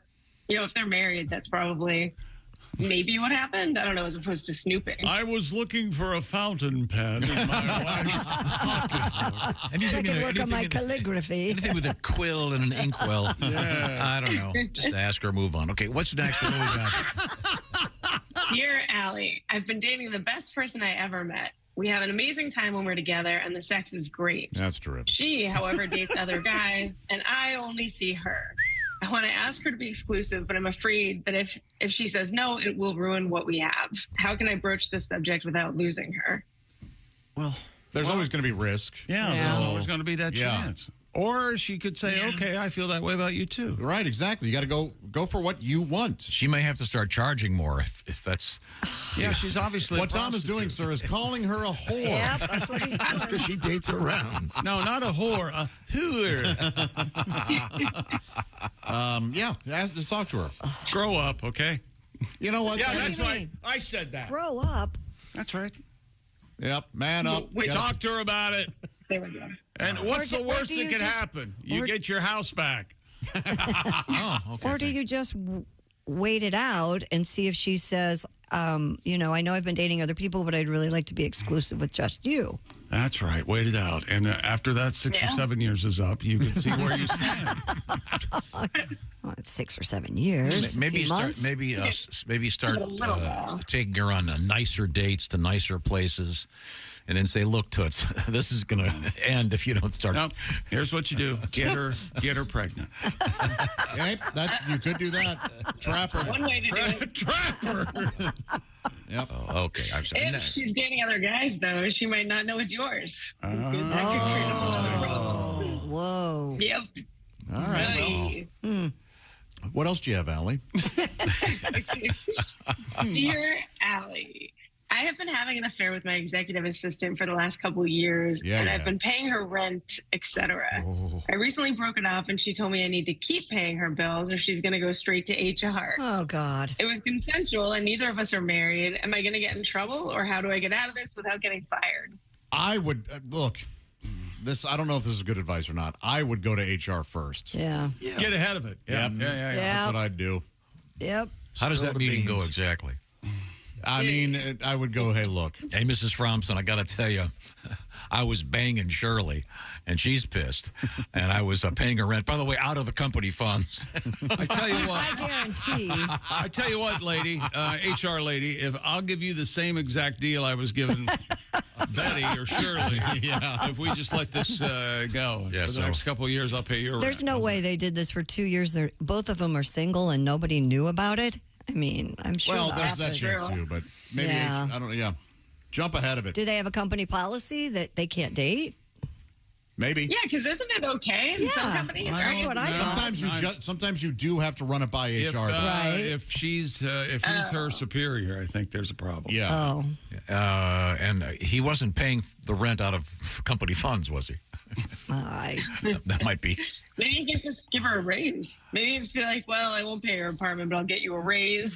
Just one of the many. Just another reason I'm not in charge of anything, because I would embezzle. Oh, dude. Oh, man. Oh, you mean I write myself a check? All right. So, Allie, what you're saying is this needs more deceit. Okay. Yes. I think we've not helped at all. Nope. I think we have to at the end of these now, instead of we took care of that one. Yeah. Be positive. Okay, we're done. We got it. Boom. I forgot what we said, but I'm sure it was right. Right. There you go. Go to HR first. That's what we told him.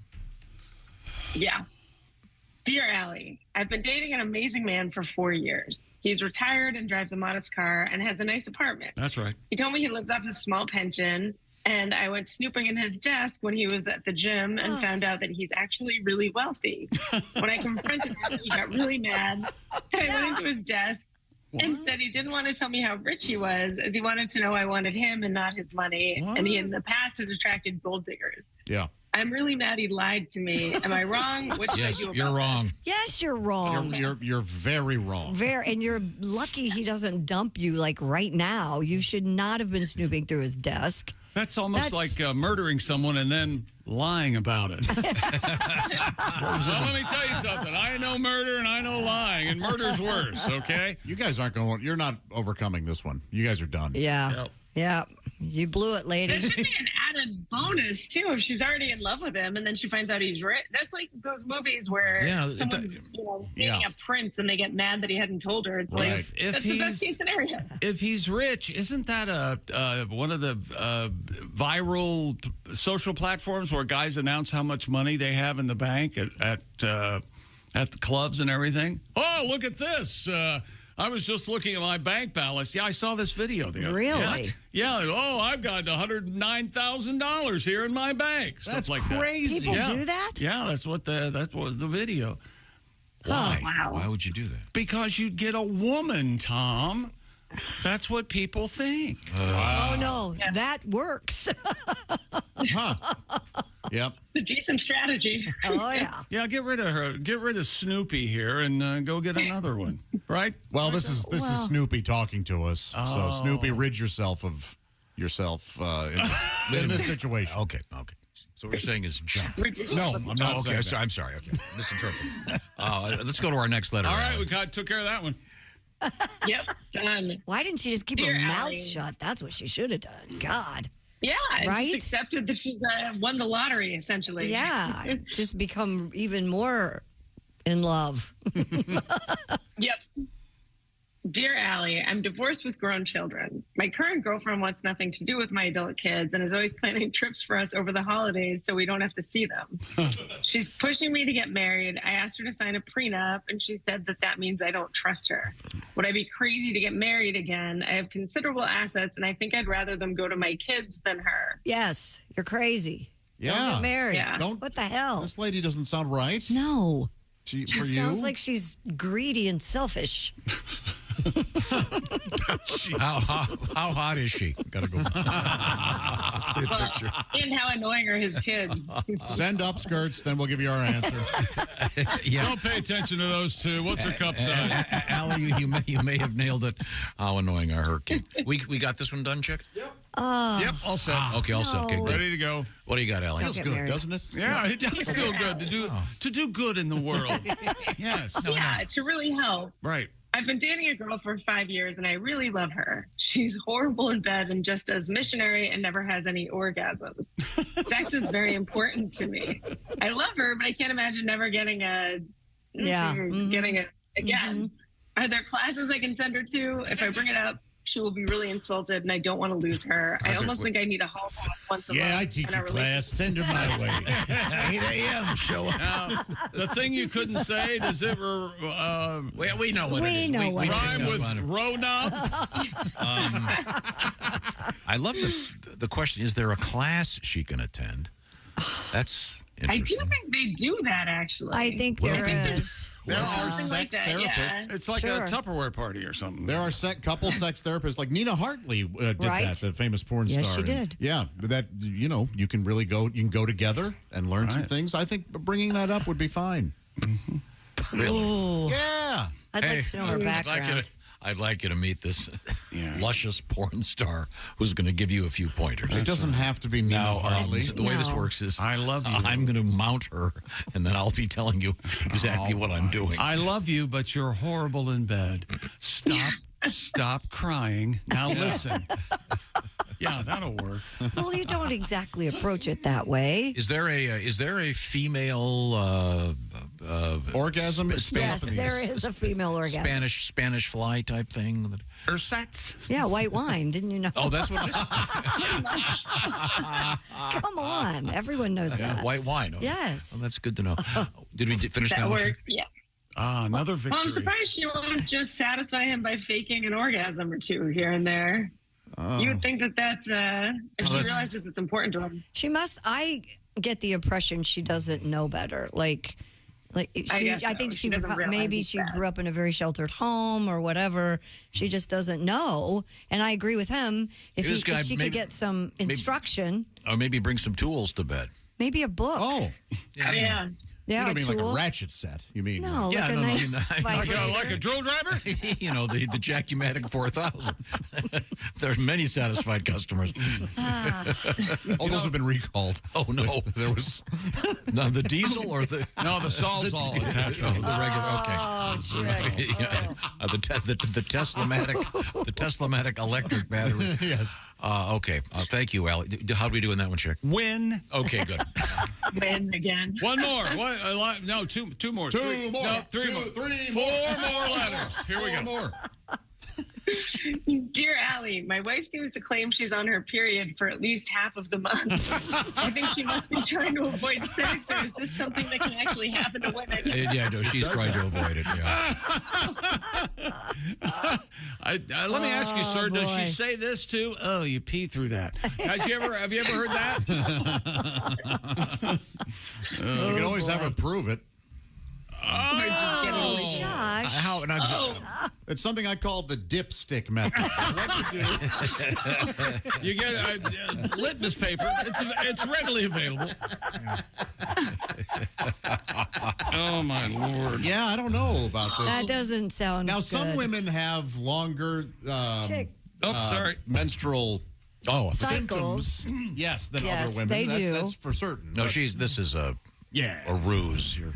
Tom, don't you know a woman who went through menopause? Yes, I heard She this doesn't like classic you. story. This woman, What?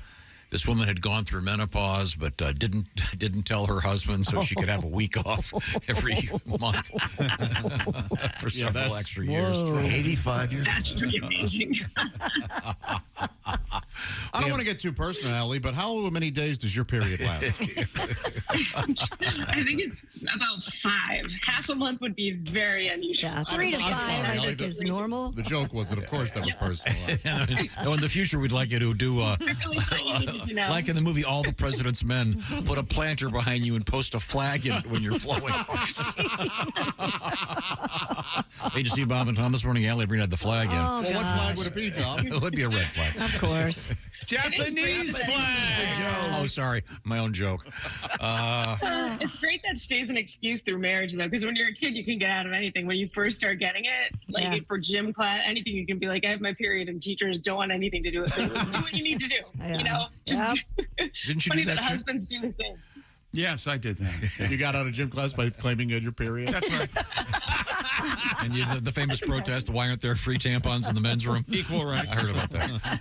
You're darn right. I got a letter I got to read. This is out of context. We were talking about these hippos in Colombia that have to be shot.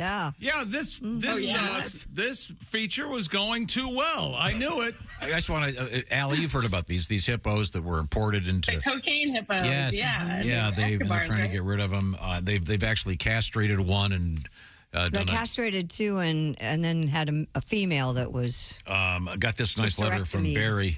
They're not allowed to mention these sterilization operations because of HIPAA laws. Well, totally worth it. Well done, Barry. Terrible. Well, thanks, Allie. If you want to reach Allie, it's ALLIBREEN. It's always a pleasure, Allie. And Great job, Allie. Is your condo guys. there already up for rent? I mean, It's just getting it for rent. It's up and running. You got it We done? blocked off a couple family days, but otherwise it's good to go. There you go, Tom. You can rent our place, go to Disney World. I want to. Where is it? It's in Kissimmee, isn't it? Yep, exactly. All right. Kissimmee? Kissimmee. Or Kissimmee? I hope they have T-shirts there. Kissimmee, Kissimmee, I'm Irish. Kissing you. No, Kissimmee is nothing but T-shirt shop, I believe. Yeah, it's very much so. Okay. Sometimes two I stories. think everything around Orlando is all T-shirts. Exactly. Thank you. Thanks, Allie. Thanks, guys. Don't forget, potted plant, red flag. Oh, stop. Hey, you know, there's never a wrong time to protect your home, Tom. Let's say you're breaking up with someone. That's why you need Simply Safe, the design-it-yourself, do-it-yourself home security system. And now you can get up to 50% off a brand new Simply Safe home security system. Just go to simplysafetom.com. Named the best home security of 2023 by U.S. News and World Report. Comprehensive protection for the whole home with advanced sensors, detect break-ins, fires, floods, plus HD cameras inside and out, 24/7 professional monitoring for less than $1 a day, half the cost of traditional home security. 24/7 live guard protection from Simply Safe and the Smart Alarm wireless indoor camera. The monitoring agents can see and speak to intruders, helping stop crime in real time. A powerful technology exclusively from Simply Safe. Satisfaction backed by Simply Safe's money-back guarantee. Try Simply Safe for 60 days risk-free. If you don't love it, return your system for a full refund. And for a limited time, Bob and Tom Show listeners can get a special 50% off any Simply Safe system with the Fast Protect plan. Just visit simplysafetom.com. That's simplysafetom.com. Remember, there's no safe like Simply Safe. Thank you very much, Chick McGee. Thank you, Simply Safe. Read the reviews. They're great. People love it. You will, too. Coming up, we have news about King Gillette. That's right. And hamburger news. And today in history, this is the Bob and Tom Show. Hey, thanks for listening to the Bob and Tom Show this morning. Get a look at today's show on our YouTube channel.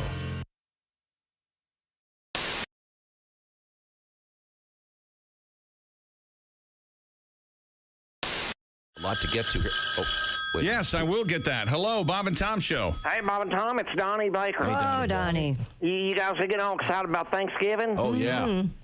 I'll say it like this. This might surprise you, but it's my favorite of all the holidays. Really? I swear to God. Well, think of it. You get to stuff yourself for free. Then after you're stuffed, you head off the mall for some hand-to-hand combat over a set of discounted $5 earbuds. Yeah. And after court costs, they run you about 20. But by the way, I heard you guys talking the last couple of weeks about these turduckens and stuff. What's it? It's a chicken and a Stuffed in a duck. Stuffed in a turkey. It's ridiculous. In a turkey. Yes. Well, if you love turduckens, you'll love our Baker family tradition. Oh, what do you do? We do splarky. Yes, what's that?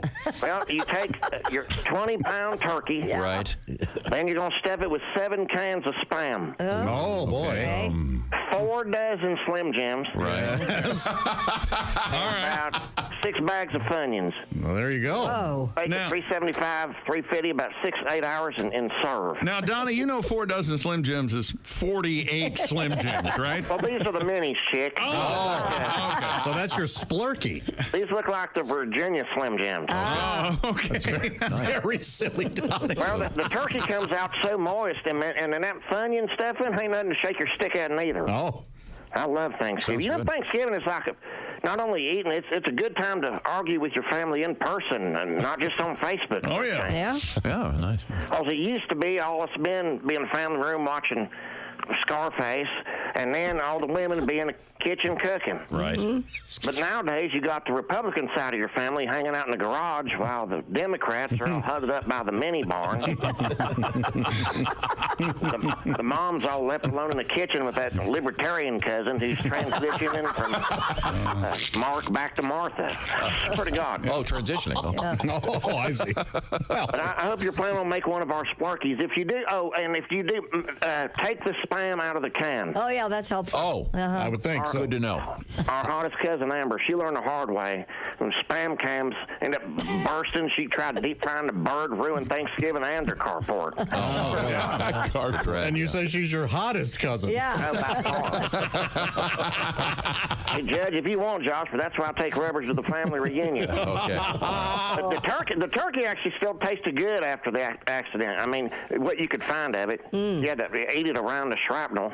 Yeah, sure. Like peel and eat shrimp a little bit. Oh, and you'll want to take the Slim Jims out of the wrappers, too.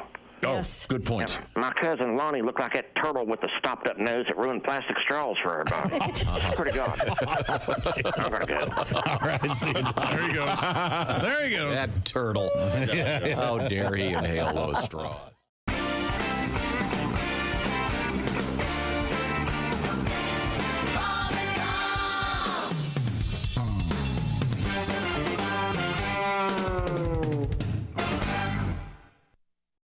Hey, Josh Arnold here from the Bob and Tom Show. Do you know where squeaky, fresh cheese curds come from?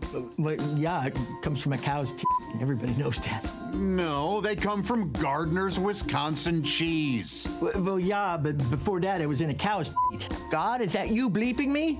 This is why Gardner's Wisconsin cheese is different. Their cheese curds are made fresh in the morning and delivered to your doorstep in about 48 hours nationwide. The freshest curds outside the walls of the creamery, I say. Wow. We've got fresh curds, but we couldn't get them to you for about a month by buggy.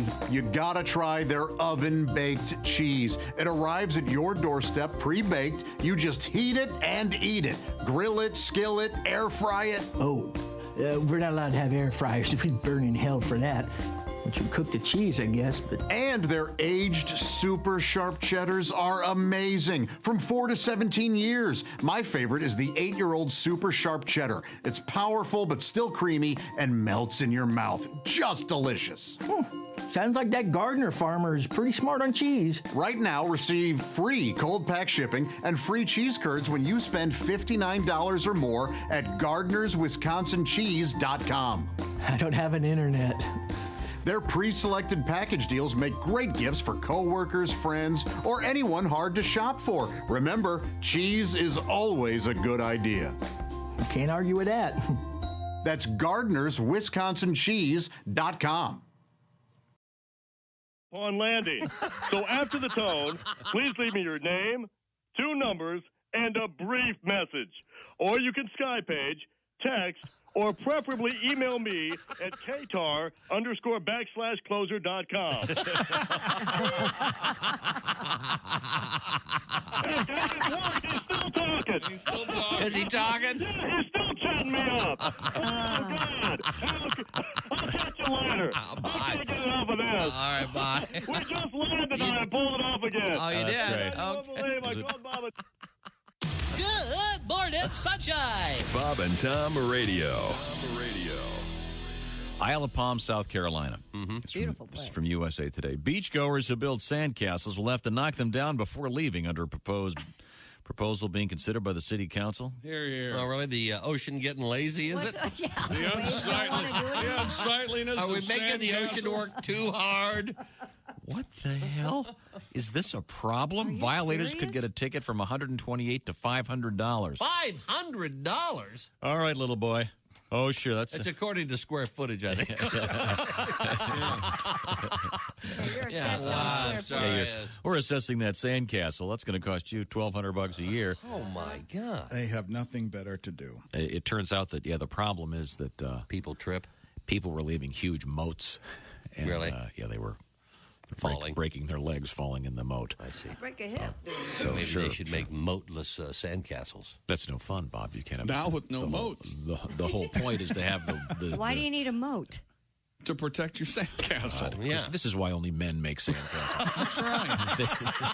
Is that why? This is because they figure the sandcastle is the perfect metaphor for their life. They work hard, build something, and then a woman comes along and it gets washed away. Hi, this is Nick. Hey, welcome back to the Bob and Tom Show. It's that time of day when we take a look back at this day in history. Not yet. Is that right? Not yet. What do you mean? Not yet, he said. Remember we had that special request? Nope. Yeah, we did. We had that special. Well, for that bonus Ace Cosby joke of the day. How many is this? 3? Sexy man with a deep voice. Ace Cosby, here he is with his joke of the day. Hey, gang, what's the best dance to do on Thanksgiving? What? The turkey trot. That was Ace Cosby's joke of the day. It's going to be a long winter. Your kids tell this at school the next day, Oh, they're don't classics. they? Uh-huh. Thank you, Ace. Is the turkey trot a thing? I never heard of that It's that- phrase. Well, it's like a foxtrot, a chicken dance, turkey trot. And the great instrumental by REO Speedwagon. Oh, well, there you go. Okay, it's time now for... Or a run on Thanksgiving when people go out and run before. Time now for Today in History. Tom? Yeah, that's right, Christy. Yeah, the turkey trot. A lot of great events. Are you running this year? I walking? walk with the girls, of course. The cast, you mean? Yeah, we like to do that. Nice little benefit project. They've got them all over the country. Sure. By all means, do that. Walk off that bird before you eat it. Yep. 1492. This is kind of interesting. Christopher Columbus Sailed the ocean blue. No, the first recorded reference to tobacco. See? Didn't we talk about smoking tobacco yesterday and you said they didn't have tobacco back then or something? No, that was. Didn't you say that there was evidence of marijuana smoking in the 1600s? 1700s. Yeah, and I said smoking was before then. Yeah, there You're it right. is. There you go. See? Yeah. But that was supposed to be marijuana in Italy, and I thought that was. Who knows? Let's see. Oh, here we go. 1904. King Gillette. Oh, the razor baron. Hands the Gillette razor. Very sharp man. He was a very sharp man. Thank you, Pat. Very helpful. Here's a good one.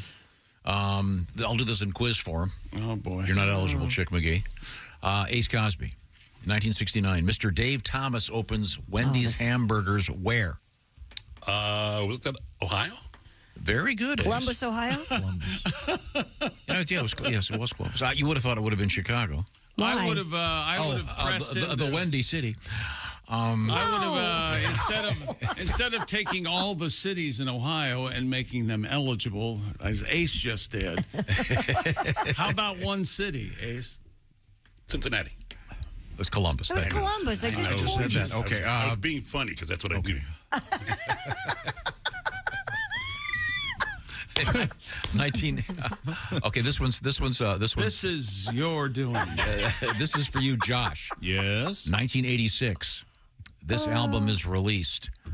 It is the first number one rap album on the Billboard charts. Who was it? 1986. Who was it? It was NWA. No, it was the Beastie Boys with Licensed to Ill. Okay. I never cared for them. I don't know what I'm missing. That. Oh, gotcha. You didn't fight for your right to party? I'm a big fan. We had that album as kids, but they do a song called I Don't Know or something like that I really like. No, I don't. Nope, I don't like it. Nope, go ahead. No Sleep Till Brooklyn? Nope, keep mentioning them and I'll say no I guess it's again. a rap album, but Nope. Finally, I guess it's a rap. I mean, in 1990, on this date, the producers confirmed Milli Vanilli did not sing on their album, and they had to return their Grammys, not their grandparents, the award. Sorry, Grammy. That'd be awful. That's a weird power of the National Recording Arts and Science. That's odd. Yes. They can make you return take your grandma back. Grammy. Let's see. 2017. Blake Shelton wins what, Christy Lee? The Hearts of America. What year? 2017. Dancing with the Stars, I guess. Man in America. I don't know what. Chick McGee got it. Sexiest man in America. Oh, he's sexy. He beat out Caitlyn Jenner, I think, that year. Patrick Dempsey is this year's. There we go. Patrick Dempsey. Yeah. Is he even on TV anymore? Patrick Dempsey. I know that was kind of a big surprise. I think maybe they're all, the audience of People magazine getting a little older, long in the tooth. Is he related to Jack Dempsey? He has to be, right? I doubt it. Yeah. Birthdays. Thanks for playing along, Tom. Georgia O'Keeffe, famous for what, Josh? Vagina paintings. Yeah, they're really flowers. Come on. I think Putting openings in anything. I think Josh is done. I think rather than dancing around it with some clever Joshy witticism. It's just, they're flowers. Okay. Oh, it's a barn door opening. Guess what it is? Yeah, that's right. Yeah. We know where you're at, Georgia. Yeah. 1952. Where life begins. Yes. Whatever. Pat, this is for you. 52? 1952. They called him the Macho Man. Who was he? Savage, somebody? Yeah. Randy Savage. They did Macho Man Savage. Did a song about him. They did? Macho Man. That's not Randy Savage is the Macho Man. Hey, and remember today when you joined us to start the show, if you were on your way to work, thanks for the lift. Oh, that was good. Yeah. That was good. I want to hear it every morning. Huh? Yeah, it was like if you're on your way to doing work in 1975. that Really? It's just as good as anything else being talked about in this room, I can tell you that. We'll be in Bowler, Wisconsin Friday morning. Wherever that is. I really don't know what where Bowler... Means nothing Bowler was really really... Oh! Bowler, Wisconsin. I see. Someone suggested we should all wear bowling shirts on stage. I wish I'd thought of that. Oh, I have one. Do you know? Yeah. Oh, then grab it. Okay. We all have one. We all have one. You had one at one point. It's probably at Godwin's house. We can wear bowler hats. Well, we've got headphones. Yeah, you can't do that. I'm not participating. Yeah. I admitted to shoplifting Thanksgiving items. That's right. I forgot about that. Yeah. Thanks. Yeah, the whole... Very helpful. How does that hurt you? And do you really believe he did that? Turkey in your pants. My Come ass.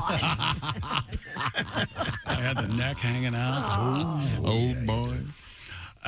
Josh might not eat cranberry sauce for Thanksgiving, but he must see it on the table. I want it there. Yep. Whether I have it or not I is think none a of your lot of business. people, they just want the color. It's good.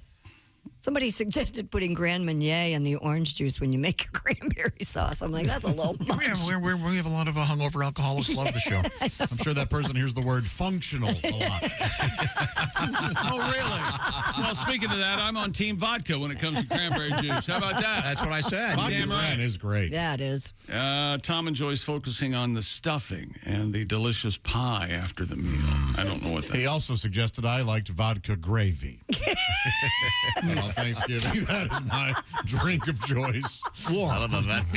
No ice. You don't want it on the rocks. And Pat Godwin's wearing his Lucky Recording shirt. Yeah, boy, that's attractive. My mojo shirt. Maybe we'll get lucky and nothing will record. How about that?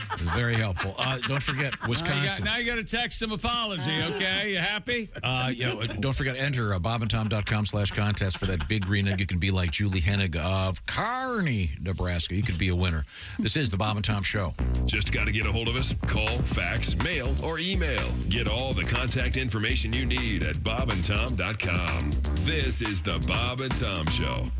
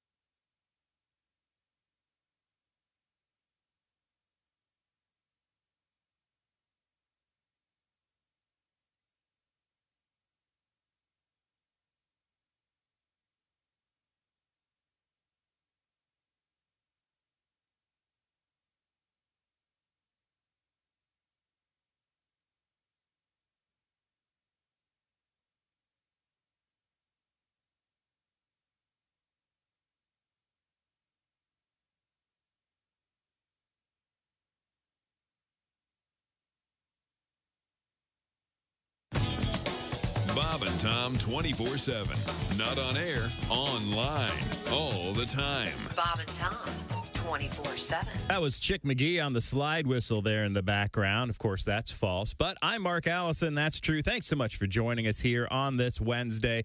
Thanks to Jessica Alsman for getting up early and Alli Breen for checking in with your relationship letters. Another great batch of letters here on the Bob and Tom Show.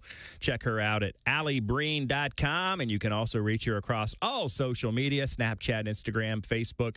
Dear Alli is the name of the segment. Tom likes to call it Sexy Time. Coming up up on Thursday, the shoe-in of the week with Chick McGee. He'll be picking against Julie Heading, entering the octagon from Kearney, Nebraska, our Week 10 winner. That's right, a girl scoring the big green egg mini max. Congratulations to Julie.